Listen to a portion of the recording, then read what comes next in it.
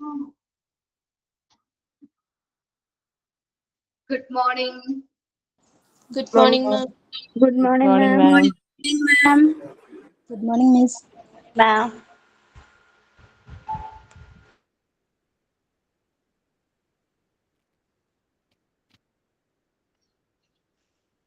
Okay. Start ചെയ്തോട്ടെ prayer.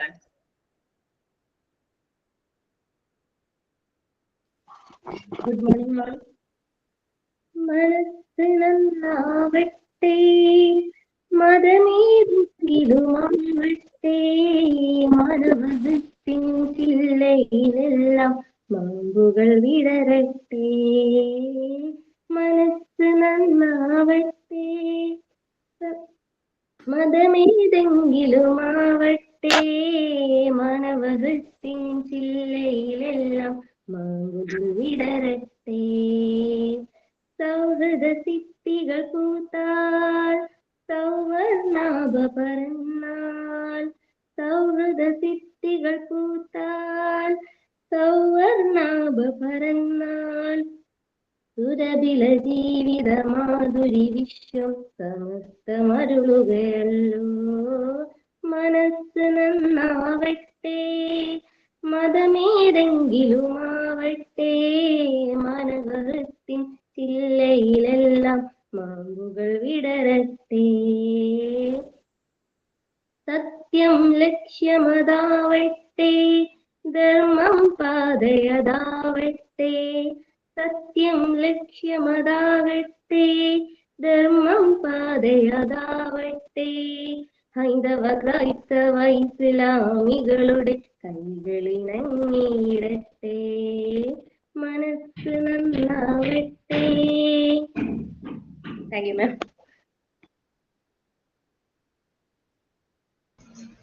Next, signing thought of the day.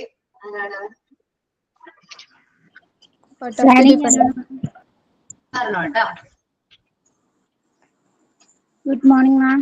Good morning, all. I am Tasmi from Ernakulam. ഞാനൊരു short സ്റ്റോറിയാണ് പറയാൻ ഉദ്ദേശിക്കുന്നത്. ഒരു കാട്ടിൽ 2 കാക്കകൾ താമസിച്ചിരുന്നു, ചിന്നുവും മിന്നുവും. അവർ സുഹൃത്തുക്കളായിരുന്നു. ഒരു ദിവസം ചിന്നുവും മിന്നുവും തമ്മിൽ ഒരു തർക്കം ഉണ്ടായി. ഞാനാണ് നിന്നേക്കാൾ മിടുക്കി. അപ്പോൾ ചിന്നു പറഞ്ഞു, അല്ല, ഞാനാണ് നിന്നേക്കാൾ മിടുക്കി. അവരുടെ തർക്കം തമ്മിൽ ഭയങ്കരമായിട്ട് തർക്കം മൂത്ത സമയത്ത് അവരൊരു പന്തയം വെച്ചു. ഈ പന്തയത്തിൽ ചിന്നു പറഞ്ഞു, ആരാണ് ഭാരമുള്ള ഒരു സഞ്ചിയും കൊണ്ട് ഏറ്റവും മുകളിൽ പറക്കുന്നത് ആളായിരിക്കും നമ്മളിൽ മിടുക്കി. മിന്നു സമ്മതിച്ചു. രണ്ടുപേരും തമ്മിൽ പന്തയ ദിവസം ചിന്നു തന്റെ ബാഗിൽ ഒരു പഞ്ഞിക്കെട്ടും മിന്നുവിന്റെ ബാഗിൽ കുറച്ച് ഉപ്പ് കട്ടകളും വെച്ച് രണ്ടുപേരും പന്തയം ആരംഭിച്ചു. ചിന്നു ആണെങ്കിൽ കുറച്ച് വഞ്ചന സ്വഭാവമുള്ള ആളായിരുന്നു. ചിന്നുവിന്റെ ബാഗിൽ പഞ്ഞിക്കെട്ട് ആണെന്നറിഞ്ഞിട്ട് ചിന്നു തന്റെ ബാഗുമായി അവൾ ഉയരത്തിൽ പറന്നു. മിന്നുവിനാണെങ്കിലോ ഇത് കണ്ടപ്പോൾ സങ്കടമായി. തനിക്കാണെങ്കിൽ ഉയരത്തിൽ പറക്കാൻ സാധിക്കുന്നില്ല. തന്റെ ബാഗിലാണെങ്കിൽ എന്തോ ഭയങ്കര ഭാരം തോന്നുന്നു. ചിന്നു ഇതൊന്നും കാര്യമാക്കിയില്ല. ചിന്നു മുകളിലൂടെ തന്നെ പറന്നു. ചിന്നു മിന്നുവിനെ കളിയാക്കിക്കൊണ്ടിരുന്നു. മിന്നുവിന് അതാണെങ്കിൽ സങ്കടവും വന്നു. കുറച്ചു ദൂരം അവർ മുന്നോട്ട് പോയപ്പോൾ നല്ല മഴയുണ്ടായി. മഴയത്ത് ചിന്നുവിന്റെ ബാഗിലുണ്ടായിരുന്ന സഞ്ചിയിൽ പഞ്ഞിക്കെട്ട് നന്നായി നനഞ്ഞ് ചിന്നുവിന് നല്ല ഭാരം അനുഭവപ്പെട്ടു. മിന്നുവിന്റെ ബാഗിലാണെങ്കിൽ ഉപ്പുകെട്ടിയോ അലിഞ്ഞ് ഒന്നുമില്ലാണ്ടായി. മിന്നുവിന് ഈസിയായി പറക്കാനും പറ്റി. ചിന്നുവിന്റെ ഭാരം കാരണം ചിന്നു താഴത്തോട്ടും പോയി. ചിന്നുവിന് പറക്കാനും കഴിഞ്ഞില്ല. അവൾ ചിന്നുവും മിന്നുവും തമ്മിലുള്ള പന്തയത്തിൽ ലാസ്റ്റ് മിന്നു ആണ് ജയിച്ചത്. അതിന്റെ ഗുണപാഠം എന്താണെന്ന് വെച്ചാൽ, ഒരാളെയും വഞ്ചിച്ചോ പറ്റിച്ചോ നമുക്ക് ഒരു കാര്യത്തിലും വിജയിക്കാൻ കഴിയില്ല. അങ്ങനെ വിജയിക്കുന്ന ഇത് നമുക്ക് ശാശ്വതമായി കിട്ടില്ല. താങ്ക് യു മാം. നല്ല ഷോർട്ട് സ്റ്റോറി ആണ്. Ma'am, quote പറയട്ടെ. പറഞ്ഞോടാ. Quote of the day. If you work hard, your success is waiting for you. Written by APJ Abdul Kalam. Presented by Archana Vishnu from Alappuzha. Thank you, ma'am. Thank you. നമ്മൾ last chapter complete ചെയ്തു. Unit 7 complete ആയോ? Hi ma'am. Okay. Next ക്ലാസ്സിൽ ഞാൻ ഈ chapter എടുക്കാന്ന് പറഞ്ഞത് mental health അല്ലേ? Start ചെയ്തോ അത്? ഇല്ല ഇല്ല ഇല്ല.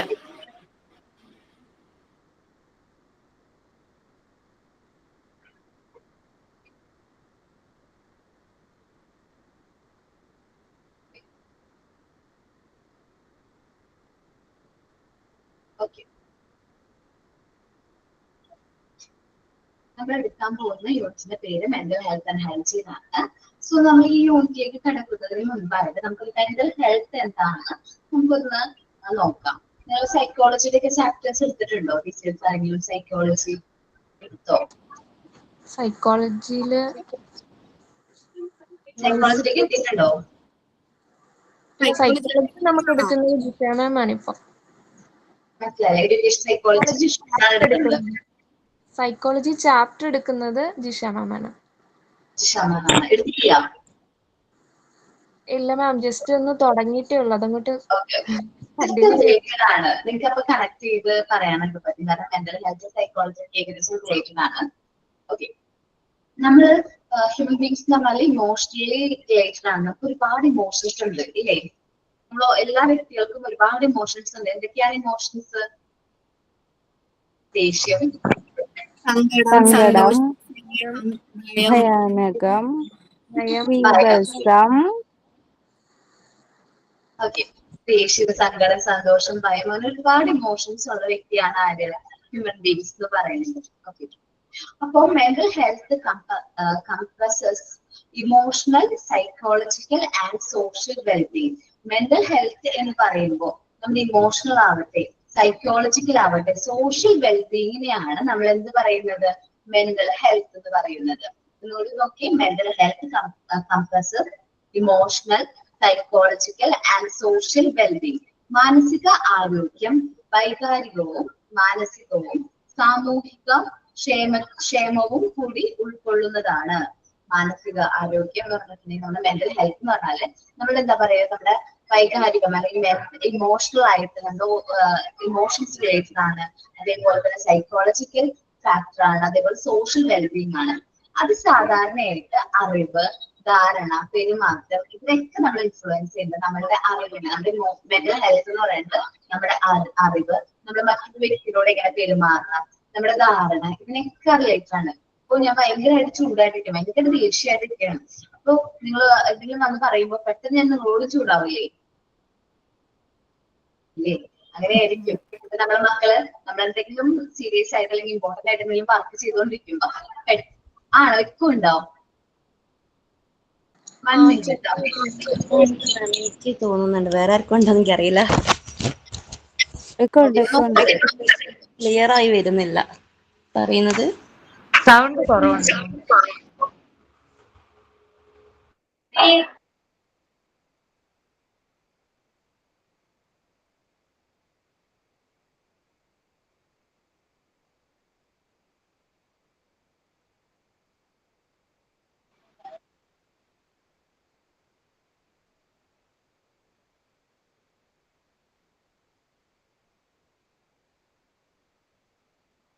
ഓക്കെ, അപ്പൊ നമ്മള് നോക്കുക. ഇനി ഇക്കോ വരാണെങ്കിൽ പറയണം കേട്ടോ. അപ്പൊ നമ്മളുടെ മാനസിക ആരോഗ്യം എന്ന് പറയുമ്പോൾ നമ്മൾ സോഷ്യൽ ഇമോഷണൽ സൈക്കോളജിക്കൽ വെൽബീങ്ങിനെയാണ് റിലേറ്റ് ചെയ്യുന്നത്. സാധാരണയായിട്ട് എല്ലാവർക്കും എന്താ പറയാ, നമുക്ക് നമ്മുടേതായ കഴിവുകൾ ഉണ്ടാവും. ആ കഴിവുകൾ തിരിച്ചറിയാം. ജീവിതത്തിലെ സാധാരണയായ എന്താ പറയാ ടെൻഷൻസ് ഉണ്ടാവും. എന്താണ് സമ്മർദ്ദങ്ങള് അല്ലെങ്കിൽ റിലേഷൻ ടു ടെൻഷൻസ് എല്ലാവർക്കും ഉണ്ടാവും. നമുക്ക് ചില ആൾക്കാർ നമ്മൾ ശ്രദ്ധിക്കുമ്പോൾ നല്ല മെന്റൽ ഹെൽത്ത് സ്ട്രോങ് ആയിട്ടുള്ള വ്യക്തികൾക്കാണെങ്കിൽ ഈ ടെൻഷൻസും ഭയങ്കരമായിട്ടുള്ള പ്രഷറൊക്കെ നല്ല രീതിയിൽ ഹാൻഡിൽ ചെയ്യാനായിട്ട് പറ്റും. ഈ ജോലിയുടെ കാര്യങ്ങളും അത് എന്ത് ടെൻഷൻ ആണെങ്കിലും അവർ കൂളായിട്ട് ഹാൻഡിൽ ചെയ്യും. ഓക്കെ, നല്ല ഹാപ്പി ആയിട്ടായിരിക്കും, സ്മൈൽ ചെയ്തുകൊണ്ട് ചിരിച്ചുകൊണ്ടായിരിക്കും അവർ ഹാൻഡിൽ ചെയ്യുന്നത്. അവർക്ക് മെന്റൽ ഹെൽത്ത് സ്ട്രോങ് ആയിരിക്കും. ചില ആൾക്കാരെന്ന് വെച്ചാൽ ഭയങ്കര ടെൻഷൻ ആയിരിക്കുള്ളൂ. ഒരു വർക്ക് തന്നു കഴിഞ്ഞാൽ അതെങ്ങനെ ചെയ്യും, അയ്യോ അതെങ്ങനെ ചെയ്യും, ഇങ്ങനെ ചെയ്യുന്നൊക്കെ ആലോചിച്ച് ഭയങ്കര ടെൻഷൻ ആയിട്ടുള്ള ആൾക്കാരുണ്ടാവും. സോ നമുക്ക് മനസ്സിലാക്കാൻ പറ്റും ആരാണ് സ്ട്രോങ് മെന്റൽ ഹെൽത്ത് ഉള്ളവര്, ആരാണ് വീക്ക് ആയിട്ടുള്ളവര്. സോ നമുക്കത് കമ്പയർ ചെയ്യാം, കണ്ടുപിടിക്കാൻ പറ്റും. നമ്മളിൽ തന്നെ നമ്മൾ ശ്രദ്ധിക്കാം. മെന്റൽ ഹെൽത്ത് നമ്മൾ സ്ട്രോങ് ആണെങ്കിൽ നമുക്ക് എന്താണ് പ്രോപ്പർ ആയിട്ട് നമുക്ക് ടെൻഷൻ ഹാൻഡിൽ ചെയ്യാൻ പറ്റും, അല്ലെങ്കിൽ കാര്യങ്ങൾ നല്ല രീതിയിൽ ഹാൻഡിൽ ചെയ്യാൻ പറ്റുന്നുണ്ടോ എന്ന് നോക്കാം. അപ്പൊ നമ്മുടെ മെന്റൽ ഹെൽത്ത് സ്ട്രോങ് ആണ്. അപ്പൊ അങ്ങനെ പെട്ടെന്ന് ഹാൻഡിൽ ചെയ്യാൻ പറ്റുന്നില്ല. വേറെ ആരെങ്കിലും അഭിപ്രായം വേണം എന്നാണ് നമ്മൾ തീരുമാനം എടുക്കുന്ന സമയത്ത്. വേറൊരാളുടെ അഭിപ്രായം വേണം, അതുകൂടി കൺസിഡർ ചെയ്തിട്ടായിരിക്കും നമ്മൾ തീരുമാനം എടുക്കണമെങ്കിൽ നമുക്ക് മെന്റൽ ഹെൽത്ത് കുറവായിരിക്കും. പക്ഷെ ആ തീരുമാനം എടുക്കുന്ന ആൾക്ക് ചിലപ്പോൾ മെന്റൽ ഹെൽത്ത് ഹൈ ആയിരിക്കും. ഓക്കെ, മെന്റൽ ഹെൽത്ത് റിലേറ്റിംഗ് എന്ന് പറഞ്ഞാൽ ഒരു വ്യക്തി നമ്മുടെ സമ്മർദ്ദം, പ്രഷർ അല്ലെങ്കിൽ ടെൻഷൻ, പരസ്പര ബന്ധങ്ങൾ, നമ്മുടെ റിലേഷൻഷിപ്പ്, നമ്മൾ തീരുമാനമെടുക്കുക എങ്ങനെ കൈകാര്യം ചെയ്യുന്നു, ഇവയെ എങ്ങനെയാണ് നമ്മൾ കൈകാര്യം ചെയ്യുന്നത്, അതനുസരിച്ചിരിക്കും നമ്മുടെ മെന്റൽ ഹെൽത്ത്.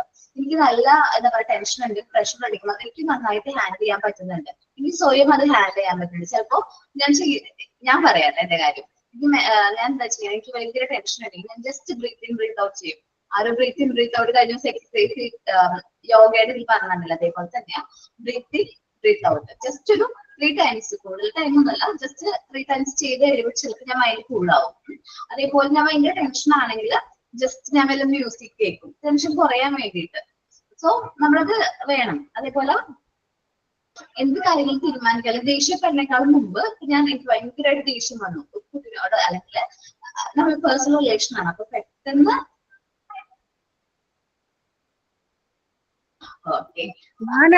ഞാൻ അതില് എന്റെ മനസ്സിൽ തോന്നിയ ഒരു എക്സാമ്പിൾ ഒന്ന് പറയട്ടെ മാം. പറഞ്ഞോടാ. ഞാൻ പറയുന്നത് റിയൽ ആയിട്ട് മനസ്സിലാക്കിയത് എക്സാമ്പിൾ പറയുക. ഞാൻ മാമിനെ എന്നെയും കൂടെ വെച്ചിട്ട് എക്സാമ്പിൾ പറയുക. ഇപ്പൊ ഞാൻ പറയുന്നു, ഞാൻ അങ്ങനെ അന്ന് പറയരുത് മാം, ജോളി ഇങ്ങനെ പറഞ്ഞ് എന്നെ പറ്റിയെന്ന് ഒരിക്കലും പറയരുത്. എക്സാമ്പിൾ പെട്ടെന്ന് മനസ്സിലാക്കാൻ പറഞ്ഞു തരുമല്ല, എല്ലാവർക്കും കൂടെ വേണ്ടി, എനിക്കും വേണ്ടിയിട്ടില്ല. ഇപ്പൊ ഞാൻ പറയുന്നു മാമിന്റെ ക്ലാസ് കൊള്ളത്തില്ല, അങ്ങനെയാ ഇങ്ങനെയാ എന്നൊക്കെ മാമിനെ ഇൻസൾട്ട് ചെയ്ത രീതി, എന്റെ മനസ്സിലൊരു ജലസി ഉണ്ടോ അല്ലെങ്കിൽ എന്റെ മനസ്സിലൊരു ബാഡ് എഫക്റ്റ് ഉണ്ടോ ഞാൻ ചിന്തിച്ചങ്ങ് പറയുക. പക്ഷെ മാം അപ്പോഴത്തേക്ക് അങ്ങ് ഡൗൺ ആയി കഴിഞ്ഞാൽ മാമിന്റെ മെന്റൽ ഹെൽത്ത് അവിടെ ലോയാ. അത് പക്ഷെ മാം അത് എങ്ങനെ ഹാൻഡിൽ ചെയ്തു, പലരും പലത് പറയും. മാമിന്റെ മനസാക്ഷിയാണ് ചിന്തിക്കുന്നത്, മാം എടുക്കുന്ന ക്ലാസ് നല്ലതാണോ, മാം എങ്ങനെയുള്ള വ്യക്തിയാണ്, മാമിന്റെ എത്രമാത്രം നോളജ് മാമിനുണ്ട്, എത്രമാത്രം കഴിവുണ്ട്, എല്ലാം മാമും ദൈവമാണ് ചെയ്തിരിക്കുന്നത് അല്ലേ.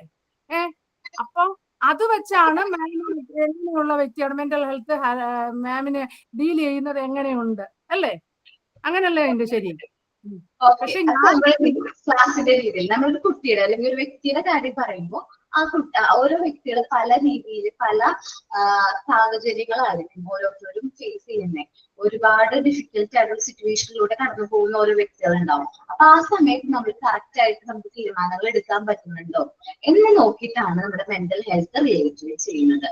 അപ്പൊ നമുക്ക് എന്താ പറയാ, മെന്റൽ ഹെൽത്ത് എന്ന് പറഞ്ഞ സയൻസ് ആണ്, തെളിയിച്ചിട്ടുള്ള ഒരു സയൻസ് ആണ്. സോ അതുകൊണ്ടാണ് നമ്മുടെ ഇമോഷണൽ, സോഷ്യൽ, സൈക്കോളജിക്കൽ വെൽബീയിങ്ങിനെയാണ് നമ്മൾ എന്ത് പറയുന്നത് മെന്റൽ ഹെൽത്ത് എന്ന് പറയുന്നത്. നമ്മൾ എങ്ങനെയാണ് ഓരോ കാര്യങ്ങൾ ചിന്തിക്കുന്നത്, ഞാൻ പറയുമ്പോൾ തന്നെ നിങ്ങൾ കണക്ട് ചെയ്ത് പറയുന്നു. സോ നിങ്ങൾക്ക് ആ കാര്യങ്ങൾ തിങ്ക് ചെയ്യാൻ പറ്റുന്നുണ്ട്. ഓരോ പ്രവർത്തിക്കുന്ന ഓരോ കാര്യങ്ങളും മെന്റൽ ഹെൽത്ത്, നമ്മൾ ചെയ്യുന്ന ഓരോ പ്രവൃത്തിയിലും മെന്റൽ ഹെൽത്ത് റിലേറ്റഡ് ആണ്. നമ്മൾ ഹാപ്പി ആയിട്ടിരിക്കുമ്പോൾ എന്ത് ചെയ്യും, നമുക്ക് ഇഷ്ടമുള്ള കാര്യങ്ങളൊക്കെ ചെയ്യും. നമ്മളെപ്പോഴും നമ്മുടെ മൈൻഡ്, അതേപോലെ നമ്മളിപ്പോ നമ്മളെ ആരോഗ്യം എങ്ങനെയാണോ നോക്കുന്നത്, നമ്മുടെ എന്താ പറയാ ഫിസിക്കൽ ഹെൽത്ത് എങ്ങനെയാണോ നോക്കുന്നത്, അതേപോലെ തന്നെയാണ് നമ്മുടെ മെന്റൽ ഹെൽത്തിനെ ട്രീറ്റ് ചെയ്യുന്നത്. അല്ലാതെ ഫിസിക്കൽ ഹെൽത്ത് നമ്മൾ ഓക്കെ ആവാൻ വേണ്ടി നല്ല ഭക്ഷണം കഴിക്കുന്നു, നന്നായിട്ട് ഫുഡ് കഴിക്കുന്നു, 3 നേരം ഭക്ഷണമൊക്കെ കഴിക്കുമ്പോൾ ഓക്കെയാണ്, അതൊക്കെ ഓക്കെ. പക്ഷെ അതേപോലെ തന്നെയാണ് മെന്റൽ ഹെൽത്ത് ഹാപ്പി ആയിട്ട് ഇരിക്കാൻ വേണ്ടി നമ്മൾ ഓരോ കാര്യങ്ങൾ ചെയ്യണം. കാരണം നമുക്ക് ഹാപ്പിനെസ് കിട്ടാൻ വേണ്ടിയിട്ട് നമ്മൾ തന്നെ കണ്ടെത്തണം ടൈം. ഇപ്പോ ചിലർക്ക് പാട്ട് പാടാൻ ഭയങ്കര ഇഷ്ടമുള്ളവരുണ്ടാവും, അപ്പൊ ഒരു പാട്ട് പാടി നോക്കണം, പ്രാക്ടീസ് ചെയ്ത് നോക്കണം. ചിലർ ഡാൻസ് ചെയ്യാനായിട്ട് താല്പര്യം. നമുക്ക് എന്താണോ ഇഷ്ടം ആ ഇഷ്ടങ്ങൾ നമ്മൾ ചെയ്യാൻ നോക്കാം. നമുക്ക് ഇഷ്ടമുള്ള കാര്യങ്ങൾ ചെയ്യുമ്പോൾ നമ്മുടെ മൈൻഡ് എങ്ങനെയായിരിക്കും, ഹാപ്പി ആയിരിക്കും. നമ്മൾ പണ്ട് കേട്ടിട്ടുണ്ട് ഒരു തോട്ട്സ്, എന്താണ്, നമ്മൾ ഭയങ്കര ഹാപ്പി ആയിട്ടിരിക്കുന്ന സമയത്തും ഭയങ്കരമായിട്ട് ദേഷ്യമായിട്ടിരിക്കുന്ന സമയത്തും നമ്മളെടുക്കുന്ന തീരുമാനങ്ങൾ തെറ്റായിരിക്കും. അതെന്തുകൊണ്ട് അങ്ങനെ പറയുന്നത് അറിയാമോ? ആ സമയത്ത് നമ്മുടെ മെന്റൽ ഹെൽത്ത് ഡിസ്റ്റർബ് ആണ്, അല്ലെങ്കിൽ നമ്മുടെ മൈൻഡ് ഡിസ്റ്റർബ് ആണ്. ഭയങ്കരമായിട്ട് ഡിസ്റ്റർബ് ആയിരിക്കുന്ന സിറ്റുവേഷൻ ആണ്, ഭയങ്കര ഹാപ്പി ആയിട്ടിരിക്കുന്ന സിറ്റുവേഷൻ, ഭയങ്കരമായിട്ട് സാഡ് ആയിരിക്കുന്ന സിറ്റുവേഷൻ. അതുകൊണ്ടാണ് നമ്മൾ പറയുന്നത്, ആൾക്കാർ പറയുന്നത്, മുതിർന്നവർ പറയുന്നത്, നമ്മൾ ഒരുപാട് സന്തോഷമായിട്ടിരിക്കുമ്പോഴും ഒരുപാട് വിഷമമായിട്ടിരിക്കുമ്പോഴും ഒരു തീരുമാനം എടുക്കരുത്. കുറച്ചു നേരം ഒന്ന് സമാധാനമായിട്ടിരിക്കും എന്നിട്ട് നമ്മൾ തീരുമാനങ്ങൾ എടുക്കാൻ നമ്മളോട് പറയാറില്ലേ? പാരന്റ്സ് ഒക്കെ നമ്മൾ പറഞ്ഞു കേട്ടിട്ടുണ്ടാവും, അല്ലെങ്കിൽ നമ്മൾ എപ്പോഴെങ്കിലൊക്കെ കേട്ടണം. ടെൻഷൻ ആണെങ്കിൽ നമ്മൾ തീരുമാനങ്ങൾ എടുക്കരുത്, തെറ്റിപ്പോകും. ഈ ചിലർക്ക് അത് എന്താണ് പറയാ, ജീവിതത്തിൽ പ്രാക്ടിക്കൽ ആയിട്ട് വന്നിട്ടുണ്ടാവും ഇല്ലേ? ഓക്കെ, നമ്മള് മൈൻഡ് ഡിസ്റ്റർബ് ആയിരിക്കുന്ന സിറ്റുവേഷൻ ഒരിക്കലും നമ്മൾ എന്താ ഇമ്പോർട്ടന്റ് ഡിസിഷൻസ് എടുക്കരുത്. നമ്മളിപ്പോ വിചാരിക്കും നമ്മളുടെ മെന്റൽ ഹെൽത്ത് മാത്രമാണ് ഹാപ്പിനെസ് അല്ലാട്ടോ. ഒരു ചൈൽഡിന്റെ മുതല് നമ്മൾ അഡൾട്ട് മുതിർന്ന വ്യക്തി വരെ ഓരോരുത്തർക്കും ഈ സ്റ്റേജിലും മെന്റൽ ഹെൽത്ത് ഭയങ്കര ഇമ്പോർട്ടന്റ്. ലൈഫിന്റെ ഏതൊരു സ്റ്റേജിലും മെന്റൽ ഹെൽത്ത് എന്ന് പറയുന്നത് വളരെ ഇമ്പോർട്ടന്റ് ആയിട്ടുള്ള ഒരു കാര്യമാണ്. ഇപ്പൊ നമ്മള് ചില കുട്ടികള് ഞാൻ പറഞ്ഞൂടാ, എന്റെ വീടിന്റെ അടുത്ത് SSLC എക്സാമിന് മുമ്പായിട്ട് ഒരു ആത്മഹത്യ ഉണ്ടായിരുന്നു കേട്ടോ. കഴിഞ്ഞ ദിവസമാണ് ഒരു കുട്ടി 16 വയസ്സ് SSLC അല്ല +2 അപ്പൊ എക്സാം തുടങ്ങായിരുന്നു. ബോർഡ് എക്സാം സ്റ്റാർട്ട് ചെയ്യുന്ന സമയത്ത് 10th ആ കുട്ടിക്ക് full A+. ഞാൻ പറഞ്ഞൂടാ, +1 full A+. +2 exam English exam എന്തോ ആയിരുന്നു ആദ്യം വന്നത്. സോ ആ എക്സാം എഴുതാൻ വേണ്ടിയിട്ട് ഫോണേക്കാളും മുമ്പ് അതിന്റെ തലയിൽ നിന്ന് ഭയങ്കരമായിട്ട് ടെൻഷൻ കാരണം ആ കുട്ടി ആത്മഹത്യ ചെയ്തു. ശരിക്കും എക്സാം എഴുതിയിരുന്നെങ്കിൽ എല്ലാവരും ഇങ്ങനെ പറയാണ്, ഓ 10th full A+, +1 full A+. So നിനക്ക് എന്തായാലും +2 full A+ ആയിരിക്കും. സോ അതുകൊണ്ട് നമ്മൾ പ്രഷർ കൊടുക്കുകയാണ്. ആ പ്രഷർ എന്ത് ചെയ്യാൻ പറ്റില്ല, അവനത് ഹാൻഡിൽ ചെയ്യാൻ പറ്റില്ല. അവന്റെ മനസ്സിന്റെ ഹെൽത്ത് ഒക്കെ ഓക്കെ ആയിരുന്നില്ല. അപ്പൊ അതെന്താണ് വളരെ ഇമ്പോർട്ടന്റ് ആയിട്ട് ശ്രദ്ധിക്കേണ്ട കാര്യമാണ്. മെന്റൽ ഹെൽത്ത് എപ്പോഴും മാക്സിമം നമ്മൾ എന്ത് ചെയ്യാൻ നോക്കണം, ഡിസ്റ്റർബ് ആവാതിരിക്കാൻ നോക്കണം. അപ്പൊ ആ ഒരു തീരുമാനത്തിൽ ആ ഒരു സമയത്ത് ആ കുട്ടി എടുത്ത തീരുമാനമാണ് ആത്മഹത്യയിലേക്ക് നയിച്ചത്. സോ അപ്പൊ അവന്റെ മെന്റൽ ഹെൽത്ത് എങ്ങനെയായിരുന്നു, വീക്ക് ആയിരുന്നു. സോ ഓരോ സമയത്തും നമ്മള് ഇങ്ങനെ ഒരുപാട് ന്യൂസ് ഇപ്പൊ നമ്മൾ കാണുന്നുണ്ട് കേട്ടോ. പക്ഷെ ഇത് അടുത്താണ്, ഞങ്ങളുടെ വീടിന്റെ അടുത്താണ്. പക്ഷെ അപ്പോ എല്ലാവരും പറഞ്ഞു ആ കുട്ടി നന്നായിട്ട് പഠിക്കണേയായിരുന്നു. പക്ഷെ വീട്ടിൽ നിന്നുള്ള പ്രഷർ നമ്മളൊന്നും ആലോചിച്ചിട്ടുണ്ട്. മക്കളെ പഠിക്കുന്നു പറഞ്ഞു എപ്പോഴും നീ പ്രഷർ കൊടുത്തു കഴിഞ്ഞാല് പഠിക്കണം എന്ന് പഠിക്കണ്ടെന്നൊന്നും പറയുന്നില്ല. പക്ഷെ ആ സമയത്ത് കുറച്ച് ഹാപ്പിനെസ് കൊടുക്കുക. എവിടെയെങ്കിലും കുറച്ചു നേരം പോയി കളിച്ചോട്ടെ കുട്ടികള്, കുറച്ച് ഫിസിക്കൽ ആയിട്ടുള്ള ആക്ടിവിറ്റീസ് ചെയ്തോട്ടെ. ഒരുപാട് പഠിച്ച് ഒരുപാട് മാർക്ക് വാങ്ങിച്ചിട്ട് അത് വെറുതെ എന്താ പറയാ ജസ്റ്റ് അതൊക്കെ പേപ്പറിൽ മാത്രമേ ഉള്ളൂ. അക്കാഡമിക് സ്കോറിൽ ഒന്നുമല്ല ഒരു വ്യക്തിയുടെ എന്താ പറയാ ഒരു ഇൻഡിവിജ്വലിന്റെ ഡെവലപ്മെന്റ് തുറക്കുന്നില്ലേ. അവൻ നല്ല ക്യാരക്ടറിലേക്ക് വരുന്നത്. നന്നായിട്ട് പഠിക്കുന്ന കുട്ടി ചിലപ്പോ ചിലപ്പോൾ സക്സസ് ആവണമെന്നില്ല. ചിലപ്പോ ബാക്ക് ബെഞ്ചേഴ്സ് എന്റെ അനുഭവത്തിൽ നിന്നൊക്കെ പറയുകയാണെങ്കിൽ ഒരുപാട് നമ്മളുടെ ചെറുപ്പത്തിൽ ഒരുപാട് നന്നായിട്ട് പഠിക്കുന്ന കുട്ടികളൊന്നും ഇന്ന് ആ ഒരു നമ്മൾ ഉദ്ദേശിച്ച അത്രയും ലെവലിലേക്ക് ഹൈക്ക് വന്നില്ല. പക്ഷെ ബാക്ക് ബെഞ്ചിൽ പഠിച്ചിരുന്നവർ നമ്മൾ ഒന്നിനും കൊള്ളില്ല എന്ന് വിചാരിച്ച് ബാക്ക് ബെഞ്ചേഴ്സ് ആണെന്ന് ഞാനൊക്കെ മിഡിൽ ബെഞ്ചാണ്. അതുകൊണ്ട് ബാക്ക് ബെഞ്ചിൽ ഇരുന്നവര് നല്ല ബിസിനസ് ഒക്കെ ചെയ്തു, നല്ലൊരു എന്താ പറയാ അത്യാവശ്യം നല്ലൊരു സ്റ്റാൻഡേർഡ് ഓഫ് ലിവിംഗ് ഇവര് നോക്കുന്നുണ്ട്. അക്കാഡമിക് കരിക്കുലം മാർക്കിന് വേണ്ടി മാത്രം പഠിക്കാതിരിക്കാൻ നമ്മൾ മക്കളോട് പറയാം. നമ്മൾ കുട്ടികളോട് പറഞ്ഞു കൊടുക്കണ്ടേ, ജസ്റ്റ് മാർക്കിന് വേണ്ടിയിട്ടല്ല, നമ്മളത് പഠിക്കാം. ജസ്റ്റ് അത് പഠിക്കാം. നമ്മളുടെ പെർഫോമൻസ് നമ്മുടെ എബിലിറ്റി അനുസരിച്ച് സ്കോർ ചെയ്യും. എനിക്ക് ഭയങ്കരമായിട്ട് വിഷമമായി. കാരണം ആ കുട്ടിയുടെ അവസ്ഥയാണ്. കാരണം എന്താ പറയാ ആ ഒരു ചെറിയൊരു കാര്യം അതിന് വേണ്ടിയിട്ട് ആത്മഹത്യ ചെയ്തു. എന്നിട്ട് അമ്മ പറയാണ്, അമ്മക്ക് അറിയാവുന്ന ഇങ്ങനെയാ ഓക്കെ അമ്മ കരയണം, നീ നന്നായിട്ട് പഠിച്ചല്ലേടാ, നീ എന്താണ് എക്സാം എഴുതാണ്ട് പോയെന്നൊക്കെ പറഞ്ഞോണ്ട് കരയണം. അപ്പോൾ അവരുടെ മൈൻഡിൽ ആ എക്സാം എഴുതണം എന്നുള്ള ചിന്തയാണ്. അമ്മ ഇങ്ങനെ പ്രഷർ കൊടുത്ത് നമുക്ക് പറയാൻ പറ്റില്ല. അപ്പൊ A good mind is only good body. നമ്മുടെ നല്ലൊരു മനസ്സ് എവിടെ മാത്രമേ ഉണ്ടാവുള്ളൂ, നല്ലൊരു ശരീരത്തിൽ മാത്രമേ ഉണ്ടാവുള്ളൂ. നമ്മുടെ മൈൻഡും ബോഡിയും എങ്ങനെയാണ് ഇന്റർ കണക്റ്റഡ് അല്ലേ? നമ്മൾ പല ചാപ്റ്റേഴ്സിലായിട്ട് പഠിച്ചു, mind and body Inter connected ആണ്.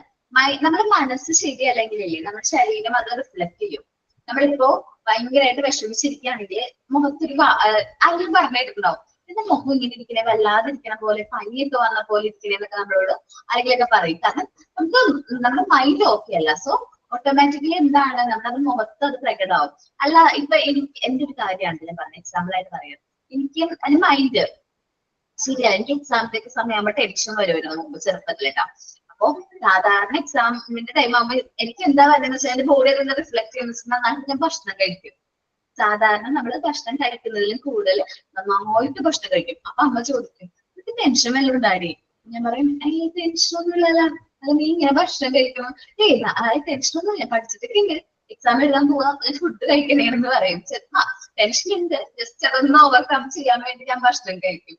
ഭക്ഷണത്തിൽ ഞാൻ കൂടുതൽ കോൺസെൻട്രേറ്റ് ചെയ്യാം, അല്ലാതെ വേറെ അങ്ങനെ സെപ്പറേറ്റ് ചെയ്ത് പോവില്ല. അപ്പൊ മൈൻഡ് ഓക്കെ അല്ലെങ്കിൽ നമ്മുടെ ബോഡി അത് റിഫ്ലക്ട് ചെയ്യും. ചിലവർക്ക് അത് വയറുവേദന, ചിലവർക്ക് അത് ഉറക്കം നഷ്ടപ്പെട്ടു പോകും, അത് ചിലവർക്ക് എന്താണ് അങ്ങനെ ചില പ്രശ്നങ്ങളൊക്കെ കാണാറുണ്ട് മൈൻഡ് ഓക്കെ അല്ലെങ്കിൽ. ഒരു വ്യക്തിക്ക് നല്ല രീതിയിൽ അവന്റെ മനസ്സ് അല്ലെങ്കിൽ മൈൻഡ് മാനേജ് ചെയ്യാൻ പറ്റുന്നുണ്ട്, അല്ലെങ്കിൽ സ്ട്രെസ് മാനേജ് ചെയ്യാൻ പറ്റുന്നുണ്ടെങ്കിൽ എന്താണ് അവന് നല്ല മെന്റൽ ഹെൽത്ത് ആണ്. നല്ല രീതിയിൽ എന്താണ് അവന് സ്ട്രെസ് ടെൻഷൻസും ഒക്കെ കൈകാര്യം ചെയ്യാൻ പറ്റുന്നുണ്ടെങ്കിൽ അവന്റെ മെന്റൽ ഹെൽത്ത് പ്രായത്തിനനുസരിച്ചും വ്യത്യാസം വരില്ലേ? പ്രായത്തിനനുസരിച്ച് വരും. ഞാനൊക്കെ കല്യാണം കഴിച്ചു വന്ന സമയത്തെ നാത്തും പോരും, അമ്മായിമ്മ പോരും, ചേട്ടൻ പോരും, കാരണം ഞാൻ എറണാകുളം ജില്ലയിൽ നിന്നായിരുന്നു. അപ്പൊ എനിക്ക് പറമ്പിൽ പണിയാനൊന്നും അറിയത്തില്ലായിരുന്നു. ഇവരെല്ലാവരും രാവിലെ എണീക്കുന്നു, നേരെ പറമ്പിലോട്ട് ഇറങ്ങുന്നു, ഓരോ കാര്യങ്ങൾ ചെയ്യുന്നു. എനിക്കൊന്നും അറിയില്ല, ഒരു പുല്ല് പറിക്കാൻ പോലും മര്യാദയ്ക്ക് അറിയാൻ പാടാത്തൊരവസ്ഥ.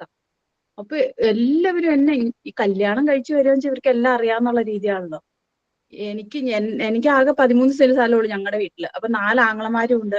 അവരെന്നെ കൊണ്ട് ഒന്നും തന്നെ ചെയ്യിക്കാറില്ല. വേണ്ട എന്ന് പറയും. വീട്ടിലെ പണികളൊക്കെ ചെയ്യുന്നുള്ളതല്ലാതെ പറമ്പിലൊന്ന് മൊത്തം നമ്മൾ അടിച്ചു തൂത്ത് വൃത്തിയാക്കിയിടും. അതല്ലാതെ ഒരു ചെടി പോലും നമ്മൾ നടാറില്ല. ഇവിടെ വന്നപ്പോ അങ്ങനത്തെ ഒരുപാട് ഇഷ്യൂസ് ഉണ്ടായി. പക്ഷെ ഞാൻ എപ്പോഴും ചിരിച്ച് ഹാപ്പി ആയിട്ടിരിക്കുന്ന ഒരു വ്യക്തിയായിരുന്നു. എന്ത് സങ്കടം ഉണ്ടെങ്കിലും നമ്മൾ പുറത്ത് കാണിക്കില്ല. അവസാനം സങ്കടം സഹിക്കാൻ വയ്യാതെ വന്ന സമയത്ത് ഞാൻ സൂയിസൈഡിന് ശ്രമിച്ചു. അത് കഴിഞ്ഞിട്ട് പിന്നെ അവിടെ നിന്ന് റിക്കവറി ആയിട്ട് വന്നിട്ട് ഇപ്പൊ ലോകം നിന്ന് കിടുങ്ങുവെന്ന് പറഞ്ഞാലും ശരി, എനിക്ക് ഒരു പ്രശ്നമില്ല. ഞാനിത് അഭിമുഖീകരിച്ച വ്യക്തിയാ. പക്ഷെ സൂയിസൈഡിനൊന്നും ശ്രമിച്ചിട്ടില്ല. ദൈവം ധൈര്യം തന്നെങ്കിലും മരിച്ചാ മതി എന്ന് പ്രാർത്ഥിച്ചിട്ടുണ്ട്. പക്ഷെ ഇപ്പൊ ഇതുപോലെ തന്നെ എല്ലാവരും കിടങ്ങുന്ന ധൈര്യം. ആകാശം ഇളകിയെന്ന് പറഞ്ഞാലും ഒരു ഭയവും ഇല്ല, ഒരു പേടിയും ഇല്ല. അതാണ് ഞാൻ പറഞ്ഞത്, നമ്മുടെ പ്രായത്തിനനുസരിച്ച് നമുക്ക് വ്യത്യാസം വരും നമ്മുടെ ചിന്തകളൊക്കെ. എന്റെ വീട്ടിലാണ് എന്നെ കിച്ചണിൽ പോലും കയറ്റിയിട്ടില്ല. എനിക്ക് ഇന്നും കുക്കിംഗ് ഒന്നും അറിയത്തില്ല. ഇപ്പോഴും ഞാൻ ഇവിടെ സെർവന്റിനെ ആഴ്ചയിൽ ഒരിക്കൽ നിർത്തും. ഇടയ്ക്കിടയ്ക്ക് എനിക്ക് ഇവിടെ ഫ്ലാറ്റിലായതുകൊണ്ട് എനിക്ക് നല്ല സപ്പോർട്ടീവായി. ഇവിടെ ഫ്ലാറ്റിലെ ഫുഡ് ഗ്രൂപ്പ് എല്ലാം നമ്മൾ കാശ് കൊടുക്കണമെന്നുള്ളത് നമ്മൾ പറയുന്ന ഫുഡ് ഉണ്ടാക്കി കൊണ്ടുതരും. ഞാൻ അങ്ങനെയൊക്കെയാണ് നിൽക്കുന്നത്. എനിക്ക് കിച്ചണിൽ പോലും അറിയില്ല. എന്റെ ദൈവമേ, ഞാൻ അനുഭവിച്ചിട്ടുള്ള ഇന്ന് എന്നെ പറയുന്നത് എന്തൊക്കെയാ, കാശ് മാസം തോറും കാശ് കൊടുത്തങ്ങ് ശീലിപ്പിച്ചു. ഇപ്പൊ നമുക്കുണ്ടോ ഇല്ലേ, നമ്മളില്ലേ അങ്ങനെയാണ് എങ്ങനെയാണ് നാണക്കേടുകൾ സംസാരിക്കുക. അതിന് മാത്രം അവര് നല്ല രീതിയിൽ ജീവിച്ച് ലാവിഷാക്കിക്കൊണ്ട് ഇപ്പോഴും മാസം തോറും ഇങ്ങനെ കൊടുത്തേരെ. നമ്മുടെ ഫാമിലി ജീവിതം വിഷയമില്ല. നമുക്ക് എന്ത് ചെയ്യാൻ പറ്റും? നമ്മളിതൊന്നും കല്ലി നെവർ മൈൻഡ്. നമ്മളതങ്ങ് തള്ളിക്കളഞ്ഞങ്ങ് നീങ്ങും. നമുക്ക് അതിനെപ്പറ്റി എന്തെങ്കിലും ചെയ്യാൻ പറ്റുമോ? വായ പിടിക്കാൻ പറ്റുമോ? അതൊന്നും നമ്മൾ കണ്ടില്ല കേട്ടില്ല എന്ന് നീങ്ങാം. അതിന്റെ പുറകെ നടക്കാനും അത് വെച്ച് സപ്പോർട്ടീവായിട്ട് നമ്മളെ ടെൻഷൻ പിടിപ്പിക്കാനും ആളുകൾ ഇഷ്ടം പോലെ കാണും.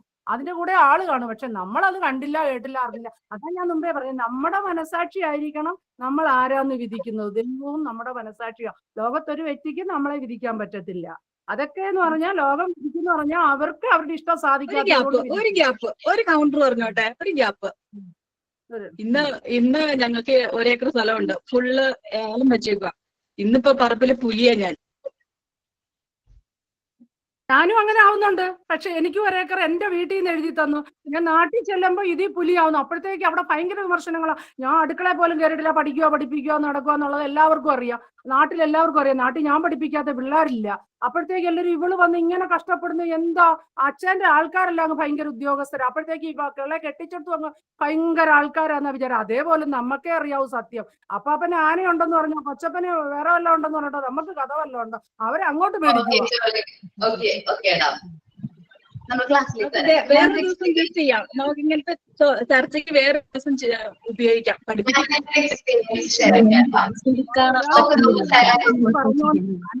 കാര്യങ്ങൾ പറയത്തില്ല. ഒരാള് പറയുന്ന കേട്ടപ്പോ അനുഭവം അങ്ങ് ധൈര്യം പകരാൻ വേണ്ടി പറഞ്ഞു തന്നതാ.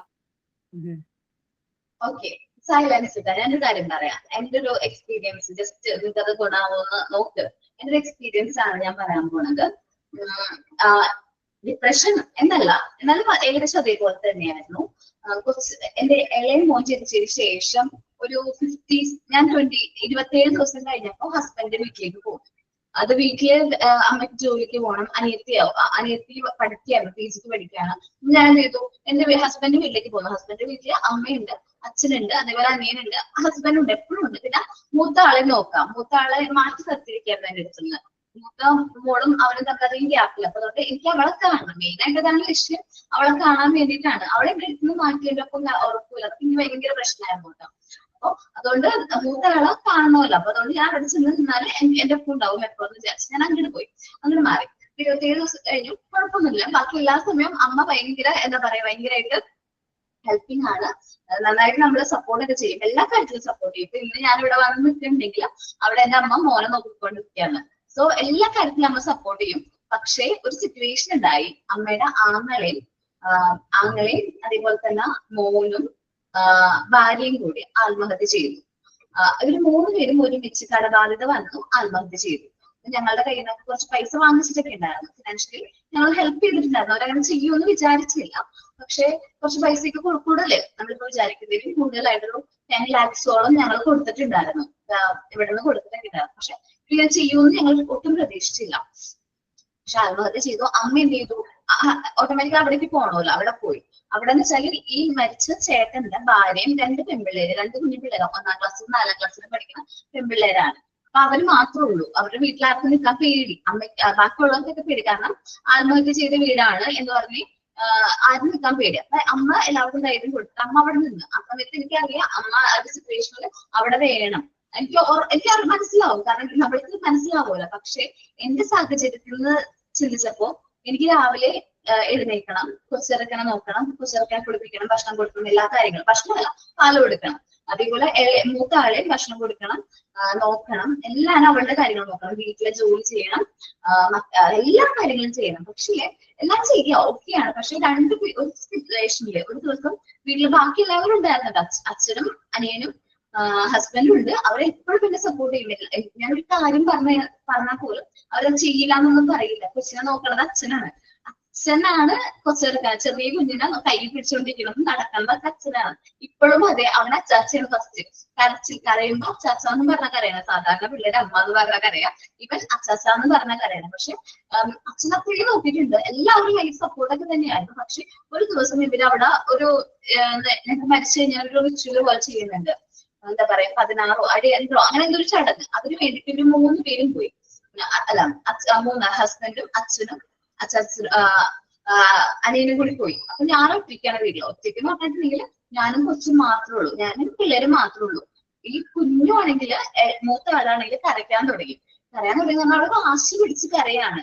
ഞാൻ ഭക്ഷണമൊക്കെ കൊടുത്തിട്ടുണ്ട്, പക്ഷെ അവളൊന്നും കഴിക്കുന്നില്ല. വാശി പിടിച്ച് ഭയങ്കര കരച്ചില്. അപ്പൊ ഇത് കേട്ട് ഉറങ്ങി കിടക്കണ കൊച്ചും എഴുന്നേറ്റ് നിന്ന് കരയണേ. എനിക്കാണെങ്കിൽ എന്താ ചെയ്യേണ്ടതെന്ന് പറഞ്ഞൂടാ. ഒരാളെടുക്കുമ്പോ അടുത്ത ആള് കരയണ്, അടുത്ത ആളെടുക്കുമ്പോ അടുത്ത ആളേക്ക് ഭയങ്കര ഡിസ്റ്റർബൻസ്. എന്ന് വെച്ചാൽ നമ്മുടെ കയ്യിൽ നിന്ന് കൺട്രോൾ പോണ സിറ്റുവേഷൻ. കാരണം എനിക്ക് അത്രയും ടെൻഷൻ വന്നിട്ട് എനിക്ക് ഒട്ടും പറ്റണില്ല. ചിലപ്പോ അത് ഉറക്കം നഷ്ടപ്പെട്ടില്ല, രാത്രി ഒന്നും ഉറക്കൂല. ആ സമയം നമുക്കറിയാലോ, കുറച്ച് ജനിച്ച ഉടനെ ഒന്നും നമുക്ക് പ്രോപ്പർ ആയിട്ട് സ്ലീപ്പ് കിട്ടുന്നില്ല. ആ ഒരു പ്രശ്നങ്ങളുണ്ട്. ഭയങ്കര ടയേർഡാണ്, ജോലി വർക്ക്. പിന്നെ ഈ ഒരു മെന്റലി ഞാൻ ആ സമയത്ത് ഭയങ്കര വീക്കായിരുന്നു. ഭയങ്കര വീക്ക്. സോ ഞാൻ കുറെ കരഞ്ഞു, ഞാനും കരഞ്ഞു, പിള്ളേരുടെ ഒപ്പം ഇരുന്ന് ഞാനും കരയണം. എനിക്ക് എന്താ ചെയ്യണമെന്ന് അറിഞ്ഞു. ഞാൻ വിളിക്കും, ഹസ്ബൻഡ് വിളിക്കും, നിങ്ങൾ എവിടെ എത്തി? ഹസ്ബൻഡ് അപ്പൊ ഞാൻ അവിടെ നിന്ന് ഇറങ്ങി, പക്ഷെ ഇറങ്ങിയിട്ടുണ്ടാവില്ല. അത് ഇറങ്ങി എന്നൊക്കെ പറയും. പക്ഷെ ഞാൻ വീണ്ടും വിളിക്കും, എവിടെ എത്തി? അപ്പോഴും പറയാം ഞങ്ങൾ എത്താറായി. ഒരു മണിക്കൂർ കഴിഞ്ഞിട്ടും എത്തണില്ല. ഞാൻ എന്നിട്ട് എന്റെ വീട്ടിലേക്ക് വിളിച്ചു. എന്റെ വീട്ടിലേക്ക് വിളിച്ചപ്പോ അമ്മയോട് പറഞ്ഞു, ഇവിടുന്ന് ആരെങ്കിലും ഒരാളെ കൊണ്ടുപോയിക്കോ അങ്ങോട്ട്. ഒട്ടും പറ്റണില്ല. അത്രയും ദിവസം ഞാൻ നോക്കിയത് 90 days ഒറ്റയ്ക്ക് തന്നെ നോക്കി. പക്ഷെ അത് ഒട്ടും പറ്റാണ്ട് വന്നപ്പോ ഞാൻ പറഞ്ഞു, കുഞ്ഞുന മോളെ ഇവിടെ നിന്ന് കൊണ്ടുപോയി. പറ്റണില്ല എന്ന് പറഞ്ഞപ്പോ അനിയത്തി വന്ന് അവളെ കൊണ്ടുപോയി. കുറച്ച് ദൂരമുള്ളൂ, എന്നാലും അവള് വന്ന് കൊണ്ടുപോയി.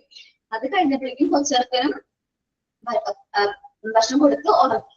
അത് കഴിഞ്ഞിട്ടാണ് ഹസ്ബൻഡൊക്കെ വരുന്നത്. എനിക്ക് അങ്ങോട്ട് ദേഷ്യം എന്താ പറയാൻ പറ്റുക. ഞാൻ ഭയങ്കരമായിട്ട് ദേഷ്യപ്പെട്ടു. ഞാൻ ദേഷ്യപ്പെടാറില്ല, ചിരിച്ചോണ്ട് സംസാരിക്കും. ഭയങ്കരമായിട്ട് ദേഷ്യപ്പെട്ടു. കാരണം തൊട്ട് പറ്റണില്ല എന്നൊക്കെ പറഞ്ഞ് എനിക്ക് ഇങ്ങനെയാണ് അവസ്ഥ എന്ന് പറഞ്ഞു കൊടുത്തു. എനിക്ക് ഭയങ്കരമായിട്ട് ഞാൻ എന്റെ മനസ്സങ്ങോട്ട് എന്താ പറയാ, ഡിപ്രഷനിലേക്ക് പോവാണ്. നമുക്കത് മനസ്സിലാവും. ആ ഒരു സിറ്റുവേഷൻ നമ്മൾ ഫേസ് ചെയ്യുമ്പോൾ ഞാൻ അതിലേക്ക് പോവാണ്. നമ്മൾ പഠിച്ചിട്ടുണ്ട് ഇതിന്റെ കാര്യമാണ്. നമ്മൾ ആ സിറ്റുവേഷനിലൂടെ കടന്നു പോകുമ്പോൾ നമുക്കത് മനസ്സിലാവും. ഞാൻ ആ ഒരു സ്റ്റേജിലേക്ക് പോവാണ്. എന്തെങ്കിലും ചെയ്താലേ എന്നെ ഇവിടെ പിടിച്ചെടുത്താൽ പറ്റില്ല, ഞാൻ എന്റെ ഫുൾ കൺട്രോൾ എന്റെ കയ്യിൽ നിന്ന് പോകും എന്ന് ഞാൻ പറഞ്ഞു. അപ്പൊ ഹസ്ബൻഡ് എന്താ വെച്ചാൽ ഹസ്ബൻഡ് ഓക്കെയാണ്. കൊച്ചിനെ എടുത്ത് വിളിച്ച്. കാരണം എനിക്ക് അത്രയും ദേഷ്യം. ഞാൻ അങ്ങനെ പെരുമാറിയിട്ടുള്ള ദിവസം അല്ലെങ്കിൽ എന്റെ ജീവിതത്തിൽ അങ്ങനെ ഒരു ദിവസം ഇതുവരെ വന്നിട്ടില്ല. ഒരു ദിവസം ഭയങ്കര ദേഷ്യം കൂടി കുറെ നേരം ഇത് കരഞ്ഞ്. അത് കഴിഞ്ഞിട്ട് ഞാൻ കുറെ നേരം കഴിഞ്ഞപ്പോ കൂളായപ്പോ ഹസ്ബൻഡ് ഒന്ന് ചോദിച്ച് എന്താ നിനക്ക് വേണ്ടത് ചോദിച്ചു. ഞാൻ പറഞ്ഞു ഇങ്ങനെ എന്തോ ഒരു പ്രശ്നമുണ്ട്. എന്നോട് ഞാൻ തീരുമാനിച്ചു. ഹസ്ബൻഡ് ചോദിച്ചു നമുക്ക് എന്ത് ഞങ്ങൾ ചെയ്തു തരാൻ പറ്റും. ഞാൻ പറഞ്ഞു എനിക്ക് എന്റെ മൈൻഡ് ഓക്കെ ആയിരിക്കണം. കാരണം മൈൻഡ് ഒട്ടും കൺട്രോൾ ചെയ്യാൻ പറ്റുന്നില്ല എന്ന് പറഞ്ഞു. എനിക്ക് ഏറ്റവും ഇഷ്ടമുള്ള കാര്യം ഇങ്ങനെ ഡാൻസോ പാട്ടോ അങ്ങനെ ഒന്നും എനിക്കില്ല. അല്ലെങ്കിൽ വല്ല പാട്ട് കേൾക്കാനോ അങ്ങനെ ഒട്ടും കഴിവില്ലാത്തൊരു ജീവി ഞാൻ മാത്രമുള്ളൂ തോന്നണേ. അപ്പൊ എനിക്ക് ആകെ അറിയാം, എനിക്ക് ഇഷ്ടമുള്ള കാര്യം വെച്ചാൽ ടീച്ചിങ് ആണ്. ഞാൻ എന്നാ പഠിപ്പിക്കാൻ പോവാം, കാരണം അധികം ദിവസമായിട്ടില്ല, എന്നാലും ഞാൻ പഠിപ്പിക്കാൻ പോവാന്ന് പറഞ്ഞു. കാരണം അപ്പൊ ഹസ്ബൻഡ് പറഞ്ഞു അത് വേണോ, കൊച്ചിക്ക് ഇത്ര ആയിട്ടേ ഉള്ളൂ, 90 days കണ്ടായിട്ടുള്ളൂ, അപ്പൊ അമ്മ അടുത്ത ദിവസം വരും, നാളെ വരും. അല്ല മാഷെ ഞാൻ പറഞ്ഞു നോക്കട്ടെ, ഞാൻ വർക്ക് ചെയ്ത ഇൻസ്റ്റിറ്റ്യൂട്ടിലൊക്കെ ചോദിച്ചു നോക്കാന്ന് പറഞ്ഞു. ഇവിടെ അല്ല, വേറെ ഇൻസ്റ്റിറ്റ്യൂട്ടില്. അപ്പൊ അവിടെ ചോദിച്ചപ്പോൾ അവർ പറഞ്ഞു വന്നോ, അടുത്ത ദിവസം മുതൽ വന്നോ, എന്റെ പോർഷനും തന്നു. സോ ഞാനത് അതിനു വേണ്ടിയിട്ട് ആദ്യമായിട്ട് നമ്മൾ ക്ലാസ് എടുക്കാൻ പോലെ പ്രിപ്പയർ ചെയ്ത് പോണത് ഭയങ്കര ഹാപ്പിനെസ്സോട് കൂടെ പോയത്. കാരണം പിന്നെ എനിക്ക് സ്റ്റോപ്പ് ചെയ്ത് വന്നിട്ടില്ല, കാരണം ബാക്കി എല്ലാവർക്കും എങ്ങനെ എൻഗേജ് ആയിരിക്കാൻ നോക്കും, ഞാൻ വെറുതെ ഇരിക്കാതിരിക്കാൻ നോക്കും, എന്തെങ്കിലുമൊക്കെ ചെയ്തുകൊണ്ടിരിക്കാൻ നോക്കും. നമ്മുടെ മനസ്സിലേക്ക് ഇതേപോലത്തെ ചിന്തകൾ എപ്പോഴാണ് വരുന്നത്, അതിന്റെ അതേപോലെ തോന്നിയതാണ് കേട്ടോ. നമ്മുടെ മനസ്സ് എപ്പോഴാണ് ഇങ്ങനത്തെ ചിന്തകളൊക്കെ വരുന്നത്, നമ്മൾ വെറുതെ ഇരിക്കുമ്പോഴാണ്, ഒന്നും ചെയ്യാനില്ല എന്നുള്ള തോന്നൽ വരുമ്പോഴാണ് നമ്മുടെ മൈൻഡ് ഡിസ്റ്റർബ് ആവുന്നത്. സോ നമ്മൾ എന്തെങ്കിലുമൊക്കെ എൻഗേജ് ചെയ്തുകൊണ്ടിരിക്കും. ഞാനിപ്പോ എന്താണ് ടൈം കിട്ടുന്നില്ല, ഒരു കാര്യം ചെയ്യാൻ പോലുള്ള ടൈം എനിക്ക് ഡെയിലി കിട്ടുന്നത് 24 hours എന്നുള്ളത് ഒരു 36 ആവുകയാണെങ്കിൽ കുറച്ച് ഉറങ്ങുന്നുണ്ട്, ഭക്ഷണം കഴിക്കുന്നുണ്ട്, ഓക്കെയാണ്, എല്ലാം പോകുന്നുണ്ട്. പക്ഷെ എന്നാലും കുറച്ച് നേരം കൂടി കിട്ടണം എന്ന് ഭയങ്കര ആഗ്രഹമാണ്. നമ്മളിപ്പോ എൻഗേജ്ഡ് ആയിട്ടിരിക്കാൻ നോക്കാം, നമ്മുടെ മൈൻഡിന് ഹാപ്പിനെസ് കൊടുക്കുന്ന കാര്യങ്ങൾ ചെയ്യാം. സോ ഞാൻ ടീച്ചിങ്ങിലേക്ക് ഒരു ബ്രേക്ക്, എല്ലാവരും ബ്രേക്ക് എടുക്കുമല്ലോ, ഒരു 2 കുട്ടികളൊക്കെ ആവുമ്പോൾ ഒരു ബ്രേക്ക് ഒക്കെ എടുത്തിട്ടൊക്കെ ആയിരിക്കും വീണ്ടും നമ്മുടെ കരിയറിലേക്ക് ഫോളോ ചെയ്യണേ. ഞാൻ അങ്ങനെ ബ്രേക്ക് ചെയ്തിട്ടുണ്ടായിരുന്നില്ല. 9 months ഡെലിവറിക്ക് മുമ്പ് ഞാനൊന്ന് ബ്രേക്ക് എടുത്ത് ഡെലിവറി കഴിഞ്ഞ് വീണ്ടും അപ്പൊ തന്നെയാണ്, അധികം ഗ്യാപ്പ് ഒന്നും ഉണ്ടായിരുന്നില്ല, അപ്പൊ തന്നെ ഞാൻ വീണ്ടും എന്റെ ഈ കരിയർ കണ്ടിന്യൂ ചെയ്തു. അപ്പൊ എന്റെ കൂടെ വർക്ക് ചെയ്യുന്നവർക്കൊന്നും ഞാൻ പ്രഗ്നന്റ് ആയിരുന്നോ അല്ലെങ്കിൽ ചെറിയ കുട്ടി ഉണ്ടെന്നോ ഒന്നും അറിഞ്ഞുകൂടായിരുന്നു, ആർക്കും അറിഞ്ഞൂടാ. കാരണം എന്താണ്, ഞാൻ കോമൺ ആയിട്ട് സാധാരണ എല്ലാവരും പോകുന്ന പോലെ ചെല്ലുന്നു, ക്ലാസ് എടുക്കുന്നു, വരുന്നു, അങ്ങനെയാ. അപ്പൊ ഒരു പ്രാവശ്യം മോനെ സെലിബ്രേഷന് മോനെ കൊണ്ടുവരുന്നു, അവനപ്പൊ അന്ന് 1 വയസ്സായിട്ടുണ്ട്. അപ്പൊ കഴിഞ്ഞ കൊല്ലം അപ്പൊ ഞാൻ ചെന്നപ്പോ മോനെ കൂടെ ചെന്നപ്പോ എല്ലാവരും ചെറിയ കുട്ടിയുണ്ടോ, ഇവനെ ഇട്ടിട്ടാ വരുന്നതെന്ന് ചോദിച്ചിട്ടുണ്ട്. അപ്പൊ ഇവനെ അമ്മയുടെ അടുത്ത് ആക്കിട്ടാ വരുന്നതെന്ന് പറഞ്ഞു. അപ്പൊ ഇവിടുത്തെ ഹസ്ബൻഡിന്റെ അമ്മ വെച്ചാൽ ഭയങ്കര സപ്പോർട്ടീവ് ആണ് കേട്ടോ. ഞാൻ എന്താ പറയാ, ഭയങ്കരമായിട്ട് നമ്മളോട് ഒന്നും ചൂടാവുന്നില്ല, നമ്മളോട് അങ്ങനെ ഒന്നും പറയുന്നില്ല, ഭയങ്കര സപ്പോർട്ടീവ് ആണ് ആള്. പക്ഷെ ആളില്ലാത്ത സിറ്റുവേഷൻ എനിക്ക് ഹാൻഡിൽ ചെയ്യാൻ പറ്റിയില്ല എന്നുള്ളതാണ് പ്രശ്നം. ആള് ഇല്ലാണ്ടായി പോയപ്പോ ഒന്ന് ഹാൻഡിൽ ചെയ്യാനുള്ള പ്രശ്നം, ഹാൻഡിൽ അല്ലടാ, ഭയങ്കരമായിട്ട് നമുക്ക് ആ ഒരു സ്റ്റേജിലേക്ക് നമ്മൾ പോയി, ഒറ്റപ്പെട്ടു പോയ പോലെ തോന്നി, ഭയങ്കര കഷ്ടപ്പെട്ട പോലെ തോന്നി. അപ്പൊ ആ ഒരു സിറ്റുവേഷൻ ഹാൻഡിൽ ചെയ്ത് വരാന്ന് പറഞ്ഞിട്ടുണ്ടെങ്കിൽ ഭയങ്കര ടാസ്ക് ആണ്. നമ്മളിപ്പോ നിങ്ങളാവട്ടെ, കുഞ്ഞു കുട്ടികളാവട്ടെ, ആ ഒരു സ്റ്റേജില് നമ്മള് എന്താ പറയാ, എടുക്കുന്ന തീരുമാനങ്ങൾ തെറ്റായിരിക്കും. ഇതേപോലൊരു ഇൻസിഡന്റ് കഴിഞ്ഞ ദിവസം ഇപ്പൊ ഞാൻ പറയാ, ആഘോഷിച്ച മരിച്ചെന്ന് പറഞ്ഞില്ലേ, അവൻ കൂടാണ്ട് എന്റെ അനിയത്തിന്റെ കൂട്ടുകാരത്തി എന്ന് പറഞ്ഞാൽ അവളുടെ കല്യാണം കഴിഞ്ഞിട്ടുള്ളൂ, അനിയത്തിയൊക്കെ പോയി ഒരു 6 മാസമായിട്ടുള്ളൂ കേട്ടോ. കല്യാണം കഴിഞ്ഞിട്ട് ഉള്ളൂ, ഭയങ്കര ഹാപ്പിയാണ്, ഭയങ്കര ഹാപ്പിയാണെന്നൊക്കെ പറഞ്ഞു നിൽക്കായിരുന്നു. പക്ഷെ അത് അവള് ഒരു ദിവസം പെട്ടെന്ന് ആത്മഹത്യ ചെയ്തു എന്നാ പറഞ്ഞത്. അപ്പൊ ഞാൻ പറഞ്ഞു, ആ ഒരു സിറ്റുവേഷനിൽ ഫ്രണ്ട്സിന് ആരെങ്കിലും ഒരാളെ വിളിച്ചിരുന്നെങ്കിൽ അവൾ ആ ഒരു തീരുമാനം എടുക്കില്ല. കാരണം അവൾ ഒറ്റപ്പെട്ടു പോയി എന്നൊരു തോന്നലായിരുന്നു അവളെ കൊണ്ട് അങ്ങനെ ഒരു തീരുമാനം എടുപ്പിച്ചത്. പക്ഷെ ആ ഒരു സമയത്ത് ഒരു ഫോൺ കോളോ ഒരു മെസ്സേജോ ഉണ്ടെങ്കിൽ അവൾ ചിലപ്പോൾ ആ ഒരു തീരുമാനത്തിലേക്ക് പിന്മാറിയാണേ. ആ ഒരു സിറ്റുവേഷനിൽ നമ്മൾ എടുക്കുന്ന തീരുമാനം, ഒരുപാട് ദേഷ്യത്തിലും ഒരുപാട് വിഷമത്തിലും നമ്മൾ എടുക്കുന്ന തീരുമാനം, സന്തോഷത്തിൽ അവിടെ ഭയങ്കര എന്തിനും എക്സ്ട്രീം ആയിട്ട് നമ്മൾ എടുക്കുന്ന തീരുമാനം എപ്പോഴും തെറ്റായിരിക്കും. ഏതൊരു ഇമോഷന്റെയും എക്സ്ട്രീമിൽ നമ്മൾ നിൽക്കുമ്പോൾ എടുക്കുന്ന തീരുമാനം എങ്ങനെയായിരിക്കും, തെറ്റായിരിക്കും. ഭയങ്കര ദേഷ്യത്തോടെ എടുക്കുന്ന തീരുമാനം തെറ്റാണ്, ഭയങ്കര ഹാപ്പിനെസ്സോടെ എടുക്കുന്ന തീരുമാനം തെറ്റാണ്, ഭയങ്കരമായിട്ട് സങ്കടപ്പെട്ടിരിക്കുമ്പോൾ എടുക്കുന്ന തീരുമാനം തെറ്റാണ്. എന്തും അതിന്റെ എക്സ്ട്രീമിൽ എടുക്കുമ്പോൾ അതെന്താണ്, മിസ്റ്റേക്ക് ആണ്. നമ്മൾ കറക്റ്റ് ആയിട്ട്, നമ്മൾ കൂളായിട്ട്, നമ്മുടെ മനസ്സ് ഓക്കെ ആണ്, നമ്മുടെ മനസ്സിന് ഒരു ഡിസ്റ്റർബൻസ് ഇല്ല എന്ന് തോന്നുന്ന സിറ്റുവേഷനിൽ നമ്മൾ തീരുമാനം എടുക്കുകയാണെങ്കിൽ അത് എന്തായിരിക്കും, പെർഫെക്റ്റ് ആയിരിക്കും. നമ്മൾ അങ്ങനെ എന്ത് ചെയ്യാൻ നോക്കാം, സെലക്ട് ചെയ്യാനായിട്ട് നോക്കാം. ഓക്കെ, ലൈഫിന്റെ ഏതൊരു സ്റ്റേജിലും ഓക്കെ ഓരോരുത്തർക്കും ഓരോ രീതിയായിരിക്കും. നമ്മൾ നോക്കാം, നമ്മുടെ മൈൻഡ് അല്ലെങ്കിൽ നമ്മുടെ ലൈഫിൽ ഏതൊരു സ്റ്റേജിലും നമ്മുടെ മെന്റൽ ഹെൽത്ത് എന്ന് പറഞ്ഞാൽ വളരെ ഇമ്പോർട്ടന്റ് ആണ്. ഏറ്റവും ഇമ്പോർട്ടന്റ് ആയിട്ടുള്ള ഒരു ഫാക്ടറാണ് മെന്റൽ ഹെൽത്ത് എന്ന് പറഞ്ഞാൽ. നമുക്കൊരു അസുഖം വന്നു, നമ്മുടെ ഹെൽത്ത് വീക്ക് ആണ്, നമുക്കൊരു അസുഖം വന്നു എന്ന് വിചാരിക്കും. അസുഖം വന്ന് നമ്മുടെ ആ അസുഖം ഇപ്പൊ എനിക്കൊരു അസുഖം ഉണ്ട്, എനിക്ക് വിഷമായി, ഞാൻ ആ അസുഖം കാരണം ഞാൻ മരണപ്പെട്ടു പോകുമെന്നൊക്കെ വിചാരിച്ച് ടെൻഷൻ അടിക്കുകയാണെന്ന് വിചാരിക്കും. ജസ്റ്റ് അയാള് ഓട്ടോമാറ്റിക്കലി അസുഖം വന്ന് മരിക്കുന്നതിന് മുമ്പായിട്ട് മരണപ്പെടും. ജസ്റ്റ് ഒരു എക്സാമ്പിൾ പറഞ്ഞേണ്ട, അല്ലെങ്കിൽ ടെൻഷൻ അടിച്ച് മരിക്കും. ഇപ്പൊ പറയാറില്ലേ, ടെൻഷൻ അടിച്ച് മരിക്കും. അതിനേക്കാളും നല്ലത് ആ അസുഖം ഓവർകം ചെയ്യണം എന്നുള്ള വിൽ പവറോട് കൂടി നമ്മൾ അതിനെ ഫേസ് ചെയ്യാണ്. നമുക്ക് മെന്റൽ ഹെൽത്ത് ഓക്കെ ആക്കിയിട്ട് നമ്മളത് ഫേസ് ചെയ്യാണ്.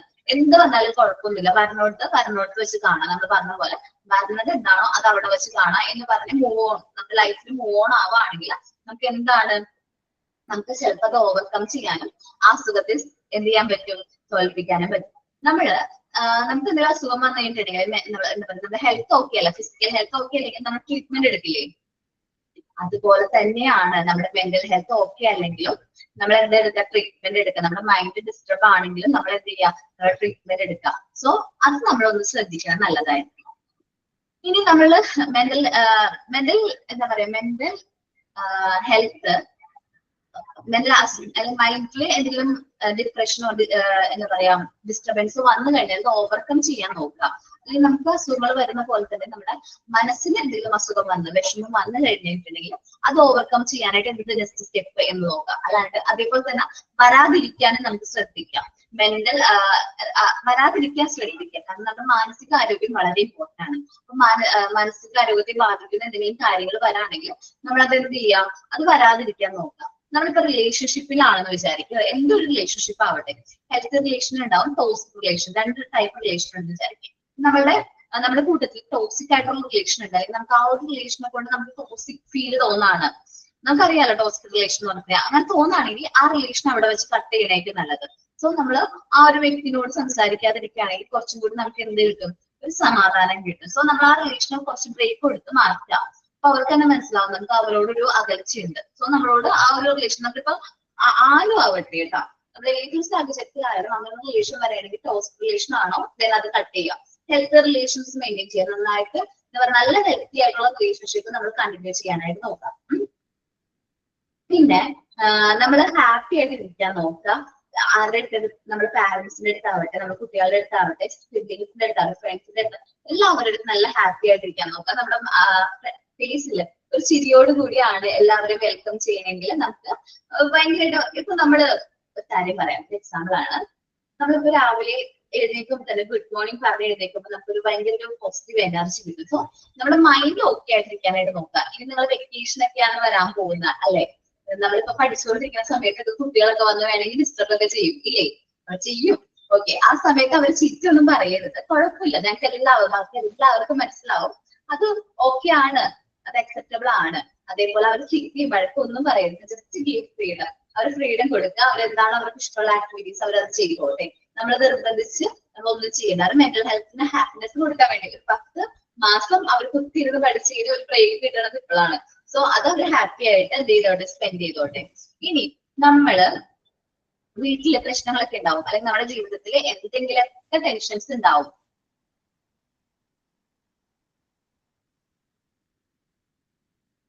ഓക്കെ അപ്പൊ നമ്മുടെ വീട്ടില് ഹസ്ബൻഡായിട്ട് എപ്പോഴെങ്കിലൊക്കെ വഴക്കുണ്ടാവുമ്പോ നമ്മൾ എന്താണ്, വഴക്കാണെങ്കിലും നമ്മുടെ ഹസ്ബൻഡിനോട് ഭയങ്കര ദേഷ്യം വരുന്നുണ്ട്, ഭയങ്കരമായിട്ട് കാര്യങ്ങൾ പറയുന്നുണ്ടെങ്കിൽ, വഴക്ക് പറയണമെന്നുണ്ടെങ്കിൽ നമ്മുടെ ഹസ്ബൻഡിനോട് പറയാം, എല്ലാ കുട്ടികളും വിളിച്ച് വഴക്ക് പറയരുത്. കാരണം സാധാരണ എന്തെങ്കിലും ആണെങ്കിൽ ചെറിയ കാര്യങ്ങളൊക്കെ ആണെങ്കിൽ ഓക്കെ അത് പറയാം. പക്ഷെ ചില ഹസ്ബൻഡ് കുട്ടികളുടെ മുമ്പിൽ വെച്ച് അവരുടെ അമ്മേനെ എന്ത് ചെയ്ത് കാണിക്കും, കാരണം അതിനെ ചെറുതാക്കി കാണിക്കാനൊക്കെ ശ്രമിക്കും. നിനക്കൊണ്ട് ഇതിന് കൊള്ളാം, നീ വെറുതെ ഇരിക്കല്ലേ, രാവിലെ മുതലൂടെ വെറുതെ ഇരിക്കല്ലേ, നിനക്ക് എന്തെവിടെ ജോലി എന്നൊക്കെ പറയും. പക്ഷെ അത് ആ കുട്ടികളുടെ മനസ്സിന് അത് വിഷമാവും. കാരണം ചെറുപ്പത്തിലെ അവന്റെ അച്ഛനോട് ദേഷ്യം തോന്നും. ചിലവർക്ക് അമ്മ ഒന്നും ചെയ്യാനില്ല, അമ്മനെ കൊണ്ട് ഒന്നിനും കൊള്ളൂല, അങ്ങനെയൊക്കെയുള്ള ചിന്ത വരും. എന്നുവെച്ചാൽ എന്റെ ഫ്രണ്ട്സിന്റെ അമ്മമാരൊക്കെ എന്താണ് ഭയങ്കരമായിട്ട് നന്നായിട്ട് ജോലി ചെയ്യുന്നവരാണ്, ഭയങ്കരമായിട്ട് വർക്ക് ചെയ്യുന്നവർ, അതൊക്കെ ഭയങ്കര ആക്റ്റീവ് ആണ്, അങ്ങനെയൊക്കെ പറയും. അമ്മയാണെങ്കിൽ ഭയങ്കര പഴഞ്ചനാണ്, അങ്ങനെയൊക്കെ പറഞ്ഞ അവരുടെ മനസ്സിൽ ചെറുപ്പത്തിലെ നമ്മൾ പാരന്റ്സ് അല്ലെങ്കിൽ എന്താണ് ഹസ്ബൻഡ് തന്നെയായിരിക്കും ആ ഒരു മൈൻഡ് കുട്ടികളിൽ വരുത്തുന്നത്. അല്ലാണ്ട് അവർക്ക് അറിഞ്ഞൂടാ അവരുടെ അമ്മ വീട്ടിൽ വെറുതെ ജോലി ചെയ്യാണ്ടിരിക്കുകയാണെന്നൊന്നും കുട്ടികൾക്ക് അറിഞ്ഞൂടാ. കാരണം എന്താണ്, കുട്ടികൾ കാണുന്ന അമ്മ എപ്പോഴും ഞങ്ങളെ സപ്പോർട്ട് ചെയ്യാൻ വേണ്ടിയിട്ട് ജോലി ചെയ്യുന്നു, വർക്ക് ചെയ്യുന്നു, അങ്ങനെ ഒരു മൈൻഡാണ്. പക്ഷെ ഹസ്ബൻഡ് അങ്ങനെ പറയുമ്പോൾ മക്കളുടെ മനസ്സിലൊരു സ്റ്റോറിയാണ്. സോ കുട്ടികൾ ആ ഹസ്ബൻഡിനോട് പറയാ, വഴക്കെന്തെങ്കിലും പറയണമെന്നുണ്ടെങ്കിൽ കുട്ടികളുടെ മുമ്പിൽ വെച്ച് പറയാതിരിക്കാം.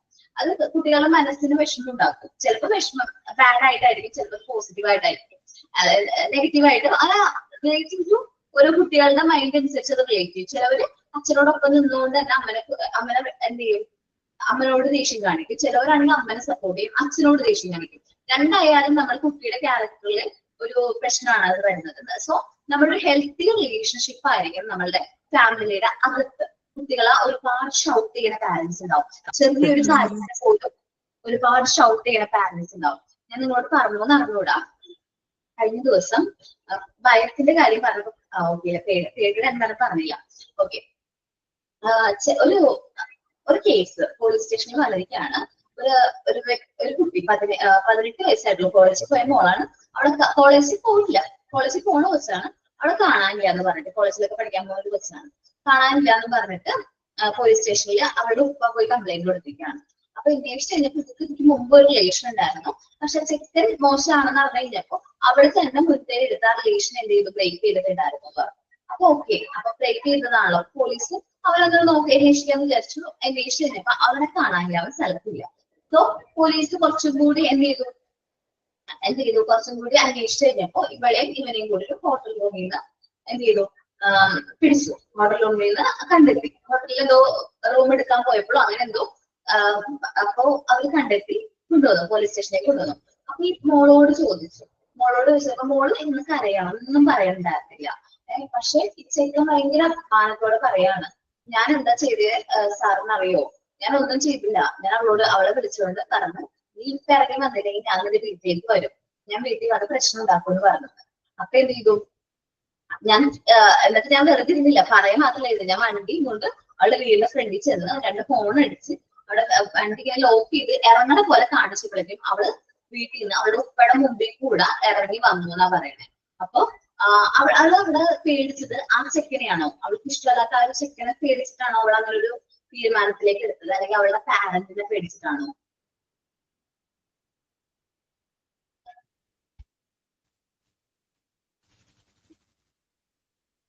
മനസ്സിലായില്ലേ? എന്ന് വെച്ചാൽ ആ കുട്ടി വന്ന് വിളിച്ചു. എന്താണ്? പാരന്റ്സിന്റെ മിസ്റ്റേക്ക് ആയിരിക്കും തോന്നുന്നു. അല്ല, പക്ഷേ അവനെ ഇങ്ങനെ വിളിച്ച് ഭീഷണിപ്പെടുത്തി, ഞാനിപ്പോ വന്ന് നിന്റെ വീട്ടിൽ പ്രശ്നം ഉണ്ടാക്കും എന്ന് പറഞ്ഞപ്പോ അവർക്ക് ഒട്ടും ഇഷ്ടമല്ലാത്ത ഒരുത്തന്റെ ഒപ്പം ഇറങ്ങി വരാനായിട്ട് തോന്നിയത് എന്തുകൊണ്ടാണ്? അവനെ പേടിച്ചിട്ടല്ല,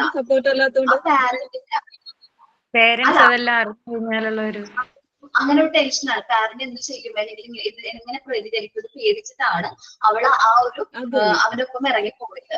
പക്ഷെ ഉപ്പ ഇത് അറിഞ്ഞതിന് ശേഷം ഉപ്പ അവളോട് പറഞ്ഞെന്താണെന്നറിയാമോ? ഉപ്പനോട് പറഞ്ഞത്, ഉപ്പനോട് നേരത്തെ പറയുകയാണെങ്കിൽ ഒരു കാരണവശാലും ഉപ്പ എന്ത് ചെയ്യൂല, മോളെ കുറ്റം പറയില്ല.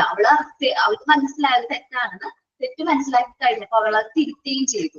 ഒരു കാരണവശാലും ഉപ്പ എന്ത് ചെയ്യില്ല, മോളെ കുറ്റം പറയില്ലായിരുന്നു, മോളെ സപ്പോർട്ട് ചെയ്യുള്ളായിരുന്നു. അവനെ ഞാൻ പോലീസിനെ മറ്റെന്തെങ്കിലും പറഞ്ഞു കൊടുക്കുള്ളായിരുന്നു, അല്ലെങ്കിൽ കേസ് കൊടുക്കാനായിരുന്നു എന്ന് പറഞ്ഞു. ഭയങ്കരമായിട്ട് ശല്യമൊക്കെ ചെയ്യുന്നുണ്ടായിരുന്നു. ആദ്യം ഒരു ചെറിയ റിലേഷൻ ഉണ്ടായിരുന്നാണ് ഭയങ്കര ശല്യം ചെയ്യുന്നുണ്ടായിരുന്നു. ഒന്നും അവൾ ആരോടും പറയുന്നുണ്ടായിരുന്നില്ല.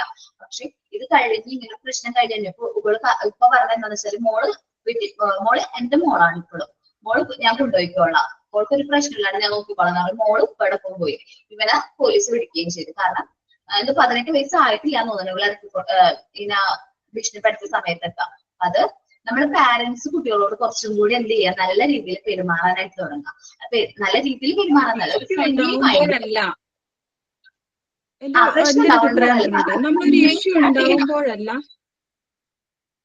ഉണ്ടാവുമ്പോഴല്ല പിള്ളേരോട് ഞാൻ ഇങ്ങനെ ചെയ്യൂന്ന് പറയുന്നത്. അത് ചെറിയ കാലത്തോട്ട് നമ്മൾ അവർക്ക് സപ്പോർട്ടീവ് ആണ്. ആ ഒരു കുട്ടി വരികയായിരുന്നു. അപ്പൊ നമ്മൾ ഓരോ സ്റ്റേജസിലും ഓരോ രീതിയിലാണ് സപ്പോർട്ട് ചെയ്യേണ്ടത്. ചിലപ്പോ കുഞ്ഞു കുട്ടികളാണെങ്കിൽ ജസ്റ്റ് നമ്മളൊന്ന് ഗൈഡ് ഒക്കെ ചെയ്യേണ്ടതായിട്ട് വരും. വലുതാവുമ്പോ കുറച്ചും കൂടി അഡോൾസ് സ്റ്റേജിലേക്ക് എത്തുമ്പോൾ നമ്മൾ ഫ്രണ്ടിനെ പോലെ ആയിരിക്കണം പെരുമാറുന്നത്. അങ്ങനെയാണ് ഓരോ സ്റ്റേജിലും ഓരോ രീതിയിലായിരിക്കണം പാരന്റ്സ് ആരും ട്രീറ്റ് ചെയ്യേണ്ടത്, കുട്ടികൾ ട്രീറ്റ് ചെയ്യുന്നത്. കുഞ്ഞു കുട്ടികളാവുമ്പോൾ നമ്മളുടെ ഒപ്പം ഉണ്ടാവും. ഒരു ഏജ് വരെ ഉണ്ടാവുള്ളൂ നമ്മുടെ മക്കൾ നമ്മുടെ ഒപ്പം. അത് കഴിഞ്ഞാൽ നമുക്ക് അവരുടെ ലാംഗ്വേജ്, അവരെ ഫ്രണ്ട്ലി ആയിട്ട് നമ്മൾ അവരെ ട്രീറ്റ് ചെയ്യാൻ നോക്കാം. എന്ത് കാര്യവും അവർക്ക് തുറന്നു പറയാനുള്ള ഒരു സാഹചര്യം നമ്മൾ ക്രിയേറ്റ് ചെയ്യാം. അല്ല, അവർ പറയുന്ന കാര്യങ്ങൾ പറയുമ്പോൾ തന്നെ നമ്മളത് വടിയും പിടിച്ച് പോവുകയാണെങ്കിൽ അവരൊരു കാര്യം അവരുടെ ജീവിതത്തിൽ പിന്നെ എന്തൊരു കാര്യം നമ്മളോട് എന്ത് ചെയ്യില്ല, ഡിസ്കസ് ചെയ്യില്ല. നമ്മളതുകൊണ്ട് സാഹചര്യം ക്രിയേറ്റ് ചെയ്യാതിരിക്കുക. എന്തെങ്കിലും പ്രശ്നം ഉണ്ടെങ്കിൽ അവർ നമ്മളോട് വന്ന് പറയണമെങ്കിൽ നമ്മളുടെ മൈൻഡ് എങ്ങനെയായിരിക്കും, നമ്മളും അവരും തമ്മിലുള്ള ഗ്യാപ്പ് കുറവായിരിക്കണം. എന്നിരുന്നാൽ മാത്രമേ അവർ എന്ത് ചെയ്യുള്ളൂ, നമ്മളോട് കാര്യങ്ങൾ ഇത് ചെയ്യുള്ളൂ. ഇപ്പൊ ചിലവർ നല്ല ഫ്രണ്ട്ലി ആയിട്ടുള്ള അച്ഛനമ്മയാണ്, ഞാൻ എല്ലാ കാര്യങ്ങളും തുറന്നു പറയാറുണ്ട് എന്ന് പറയുമ്പോൾ ഓക്കെ ആണ്. അപ്പൊ അങ്ങനെയായിരിക്കും നമ്മുടെ റിലേഷൻഷിപ്പ്. അപ്പൊ ജീവിതത്തിലെ എന്താണ് ഈ സ്ട്രെസ്സും അതേപോലെ തന്നെ കാര്യങ്ങളൊക്കെ സ്വയം ഈ എന്താ പറയുക, ഈ സ്ട്രെസ് ടെൻഷനൊക്കെ സ്വയം നേരിടാനുള്ള കഴിവുള്ളവരും എന്താണ് നല്ല മെന്റൽ ഹെൽത്ത് ആണെന്ന് പറയും.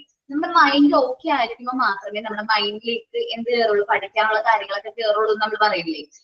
അങ്ങനെ മൈൻഡ് നമ്മൾ നല്ല ഓക്കെ ആണെങ്കിൽ മാത്രമേ നമുക്ക് നന്നായിട്ട് പഠിക്കാൻ പറ്റുള്ളൂ. നമ്മൾ ചെയ്യുന്ന ജോലിയിൽ നല്ല പെർഫെക്ഷനോടുകൂടി ചെയ്യാൻ പറ്റും, നല്ല രീതിയിൽ പെർഫെക്റ്റ് ആയിട്ട് ആ ജോലി ചെയ്യാൻ പറ്റുള്ളൂ. എന്നിരുന്നാൽ മാത്രമേ നല്ല ഒരു നമ്മുടെ സമൂഹത്തിന് സംഭാവന നൽകാൻ പറ്റുന്ന ആൾക്കാരെ നമുക്ക് എന്ത് ചെയ്യാൻ പറ്റുള്ളൂ, ക്രിയേറ്റ് ചെയ്തെടുക്കാൻ പറ്റുള്ളൂ. അപ്പൊ നമ്മൾ മാക്സിമം നമ്മൾ ഹാപ്പി ആയിട്ടിരിക്കാൻ നോക്കുക, ചുറ്റുള്ളവരെ നല്ല രീതിയിൽ ഹാപ്പി ആയിട്ട് ഇരിക്കാനായിട്ട് നോക്കുക. എനിക്ക് തോന്നുന്നു ഈ ബാച്ചിനുള്ള പ്രത്യേകതയാണ് കൂടെ ഉള്ളവരുടെയും ഒരു ഹാപ്പിനെസ്സും കൂടി സപ്പോർട്ട് ചെയ്യുന്നുണ്ട്. കാരണം നിങ്ങൾ എല്ലാവരും എങ്ങനെയാണോ ഒരുമിച്ച് ഒരു നല്ലൊരു കൂട്ടായ്മയോട് കൂടിയാണ് പോകുന്നത്. സോ ഈ ഒരു ബാച്ചിലേക്ക് വരുമ്പോൾ ഇവിടുത്തെ കുട്ടികളുടെ ഒരു പോസിറ്റീവ് എനർജി ഞങ്ങൾക്ക് ഫീൽ ചെയ്യുന്നുണ്ട്. അപ്പൊ ഒരുപാട് പോസിറ്റീവ് എനർജിയാണ്, കുറച്ച് മതി കേട്ടോ. ഇനി മെന്റൽ ഹെൽത്ത് എന്ന് പറഞ്ഞിട്ടുണ്ടെങ്കിൽ ഒരു സയൻസ് ആണ്. Mental health is A science which deals with process of attaining mental health and averting mental illness. Avoiding എന്നുള്ള മീനിങ് ആണ്. മെന്റൽ ഹെൽത്ത് എന്ന് പറയുന്നത് ഒരു സയൻസ് ആണ്. ഇത് ഡീൽ ചെയ്യുന്നത് മെന്റൽ ഹെൽത്തിനെയാണ്. ഇത് എന്ത് റിമൂവ് ചെയ്തു അല്ലെങ്കിൽ അവോയ്ഡ് ചെയ്യുന്നു, മെന്റൽ ഇൽനെസ്, നമുക്ക് മാനസിക അസുഖങ്ങൾ ഒഴിവാക്കുന്നു. ഇറ്റ് അറ്റംപ്റ്റ്സ് ആണോ അല്ലേ? ഓക്കെ ഓക്കെ, ജസ്റ്റ് ഞാൻ പറഞ്ഞുള്ളൂ, കേട്ടോ. It attempts to develop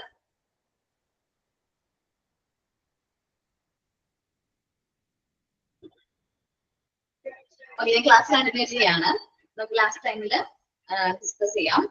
okay, എന്താണ് it attempts to develop and apply the principles and techniques for preservation and promotion of mental health, as well as for preventing and threatening mental health, ultimately leading to adequate adjustments and well-balanced development of one personality. നമ്മുടെ mind അല്ലെങ്കിൽ ഒരു വ്യക്തിയുടെ personality ഡെവലപ്മെന്റിൽ ഏറ്റവും important ആയിട്ടുള്ള factor ഏതാണെന്ന് നമ്മൾ പറഞ്ഞു, mental health ആണെന്ന് പറഞ്ഞു. സോ നമ്മുടെ മെന്റൽ ഹെൽത്ത് വേണ്ടിയിട്ട്, മെന്റൽ ഹെൽത്ത് അക്യൂർ ചെയ്യാൻ വേണ്ടി, നമ്മൾ ഹാപ്പി ആയിട്ട് ഇരിക്കാൻ വേണ്ടിയിട്ടുള്ള കാര്യങ്ങൾ നമ്മൾ ചെയ്യാൻ നോക്കുക. അതേപോലെ മെന്റൽ ഹീൽ അല്ലെങ്കിൽ മെന്റൽ ഇൽനെസ് വരുന്ന കാര്യങ്ങൾ നമ്മൾ മാക്സിമം അവോയ്ഡ് ചെയ്യാനായിട്ട് നോക്കാം. Mental hygiene is a manner of the life in which individuals adjust to the atmosphere to maintain impact. ഒരു വ്യക്തി അവന്റെ എൻവയോൺമെന്റ് ആയിട്ട് എങ്ങനെയാണോ അഡ്ജസ്റ്റ് ചെയ്യുന്നത്, എങ്ങനെയാണോ അവൻ ആ ഒരു ഈ ഒരു എൻവയോൺമെന്റിൽ എന്ത് ചെയ്യുന്നത്, അഡ്ജസ്റ്റ് ആവുന്നത്, അതിനെയാണ് മെന്റൽ ഹൈജീൻ എന്ന് പറയുന്നത്. ഫ്രോയുടെ ഡെഫിനിഷൻ ആണ് പറയുന്നത്. Mental hygiene is a science. Mental ഹെൽത്തും ഹൈജീനും സയൻസ് ആണ് നമ്മൾ പറഞ്ഞു. Deals with human welfare, pervades all the field of human relation. നമ്മുടെ ഹ്യൂമൻ റിലേഷന്റെ ഏതൊരു ഫീൽഡിലും എന്തുണ്ട്, മെന്റൽ ഹെൽത്ത് ഉണ്ടെന്നാ പറയുന്നത്. നോക്കാം, mental health in science and human welfare. ഒരു ഹ്യൂമൻ ബീങ്സിന്റെ വെൽഫെയറിന് വേണ്ടിയിട്ടാണ് അത് നമ്മൾ മെന്റൽ ഹെൽത്ത് സപ്പോർട്ട് ചെയ്യുന്നത്. പ്രിവൈഡ്സ് എന്നുള്ളത് സ്പ്രെഡ് എന്നാണ്. പ്രിവൈഡ്സ് എന്ന് ഉദ്ദേശിക്കുന്നത് സ്പ്രെഡ് എന്നുള്ളൊരു മീനിങ് ആണ്. Spreads all field of human relation. നമ്മുടെ ഹ്യൂമൻ റിലേഷന്റെ ഏതൊരു ഫീൽഡിലും എന്ത് ഉണ്ടാവും, മെന്റൽ ഹെൽത്ത് ഒക്കെ ആയിരിക്കാൻ ശ്രദ്ധിക്കുക. മെന്റൽ ഹൈജീൻ മെയിൻറ്റെയിൻ ചെയ്യണം. അത് നമ്മുടെ ഹ്യൂമൻ ബീങ്സിന്റെ വെൽഫെയറിന് വേണ്ടിയിട്ടാണ്, നമ്മുടെ ഹ്യൂമൻ റിലേഷൻഷിപ്പിന് വേണ്ടിയിട്ടാണ് മെന്റൽ ഹൈജീൻ എന്ന് പറയുന്നത്. നമ്മുടെ റിലേഷൻഷിപ്പ് ഒക്കെ ഹാപ്പി ആയിട്ട് ഇരിക്കാൻ വേണ്ടിയിട്ട് നമ്മൾ നല്ല മെന്റൽ ഹെൽത്ത് ഉള്ള വ്യക്തി ആയിരിക്കണം, നല്ല മെന്റൽ ഹൈജീൻ മെയിൻറ്റെയിൻ ചെയ്യണം. നമുക്ക് പോസിറ്റീവ് എനർജി തരുന്ന വ്യക്തികളായിട്ട് കൂട്ടുകൂടാൻ നോക്കണം. നമുക്ക് ഹാപ്പിനെസ് ഉള്ള കാര്യങ്ങൾ ചെയ്യാൻ നോക്കണം. നമ്മൾ ഒരു കാര്യം ചെയ്യുമ്പോൾ നമ്മൾ ഫുൾ എഫേർട്ട് 100% നമ്മൾ ആ ഒരു എഫേർട്ടോട് കൂടി, അല്ലെങ്കിൽ നമ്മളൊരു 100% താല്പര്യത്തോടു കൂടി വേണം നമ്മൾ ആ ഒരു കാര്യം ചെയ്യാനായിട്ട്. ഓക്കെ, ഇനി ആരാ പറഞ്ഞത്? ഇന്ന് ഞാൻ ഇത്ര എടുക്കുന്നുള്ളൂ, കൺസെപ്റ്റ് മാത്രമേ പറയുന്നുള്ളൂ. നെക്സ്റ്റ് ക്ലാസ്സിൽ ഫുൾ ബാക്കിയുള്ളത് സെക്കൻഡ് സെന്റൻസിന്റെ മീനിങ് ആണോ അത് ജസ്റ്റ് പറയുന്നത്. നമ്മൾ മെന്റൽ ഹെൽത്ത് എന്ന് വെച്ചിട്ടുണ്ടെങ്കിൽ ഒരു ടെക്നിക്സ് ആണെന്ന് പറയുന്നത്. നമ്മുടെ ഈ ഒരു പ്രിൻസിപ്പിൾസ് അല്ലെങ്കിൽ ഡെവലപ്മെന്റിനെ ഒക്കെ വെച്ചിട്ട് നമ്മുടെ ഓരോ വ്യക്തിയുടെ ഇൻഡിവിജ്വൽ പേഴ്സണാലിറ്റിക്ക് വേണ്ട ഫാക്ടേഴ്സ് ആണ് എവിടെ പറയുന്നത്, മെന്റൽ ഹെൽത്തിൽ പറയുന്നത്. അതേപോലെ തന്നെ പ്രിവെൻഷൻ ആൻഡ് ട്രീറ്റ്മെന്റ്. പ്രിവെൻഷൻ എന്ന് പറഞ്ഞിട്ടുണ്ടെങ്കിൽ തടയുക, ട്രീറ്റ്മെന്റ് എന്തിനു വേണ്ടിയിട്ട് മെന്റൽ ഹീലിംഗ് ഉദ്ദേശിക്കുന്ന മെന്റൽ ഇൽനെസ് തടയാനും ഒരു വ്യക്തിയുടെ ഒരു വെൽ ബാലൻസ്ഡ് ഡെവലപ്ഡ് പേഴ്സണാലിറ്റി ആക്കി മാറ്റാനും എന്ത് നമ്മളെ ഹെൽപ്പ് ചെയ്യുന്നുണ്ട്? മെന്റൽ ഹെൽത്ത് നമ്മളെ ഹെൽപ്പ് ചെയ്യുന്നുണ്ട്. ഓക്കെ, ഇനി ആരാണ് പ്രസ് ബട്ടൺ ഫ്രെയിമിൽ ആക്ടിവിറ്റി എന്തെങ്കിലും പറഞ്ഞിട്ടുണ്ടായിരുന്നോ? ഇല്ല, നെക്സ്റ്റ് ഫ്രെയിം 4 ആയിരുന്നു മാം. ഓക്കെ, വേറെ ആൾ കാണിച്ചു തരാന്ന് പറഞ്ഞിട്ടുണ്ട്. ശാന്തി മാം പ്രസന്റ് ചെയ്തോളാം.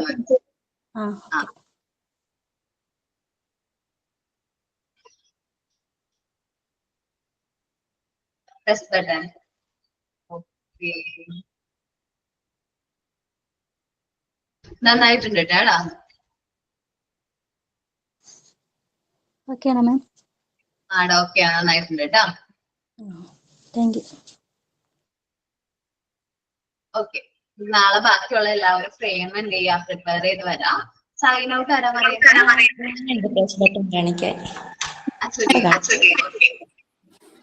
ഹലോ, കേക്കാവോ? ഹലോ, കേക്കുന്നില്ലേ മാം? ഹലോ, എനിക്ക് കേൾക്കുന്നില്ല. കേക്കാം. ഓക്കെ, സൈൻ ഔട്ട് പറയട്ടെ. ഓക്കെ, സൈൻ ഔട്ട് പറഞ്ഞോ. Live as if you were to die tomorrow. Learn as if you were to live forever. Mahatma Gandhi.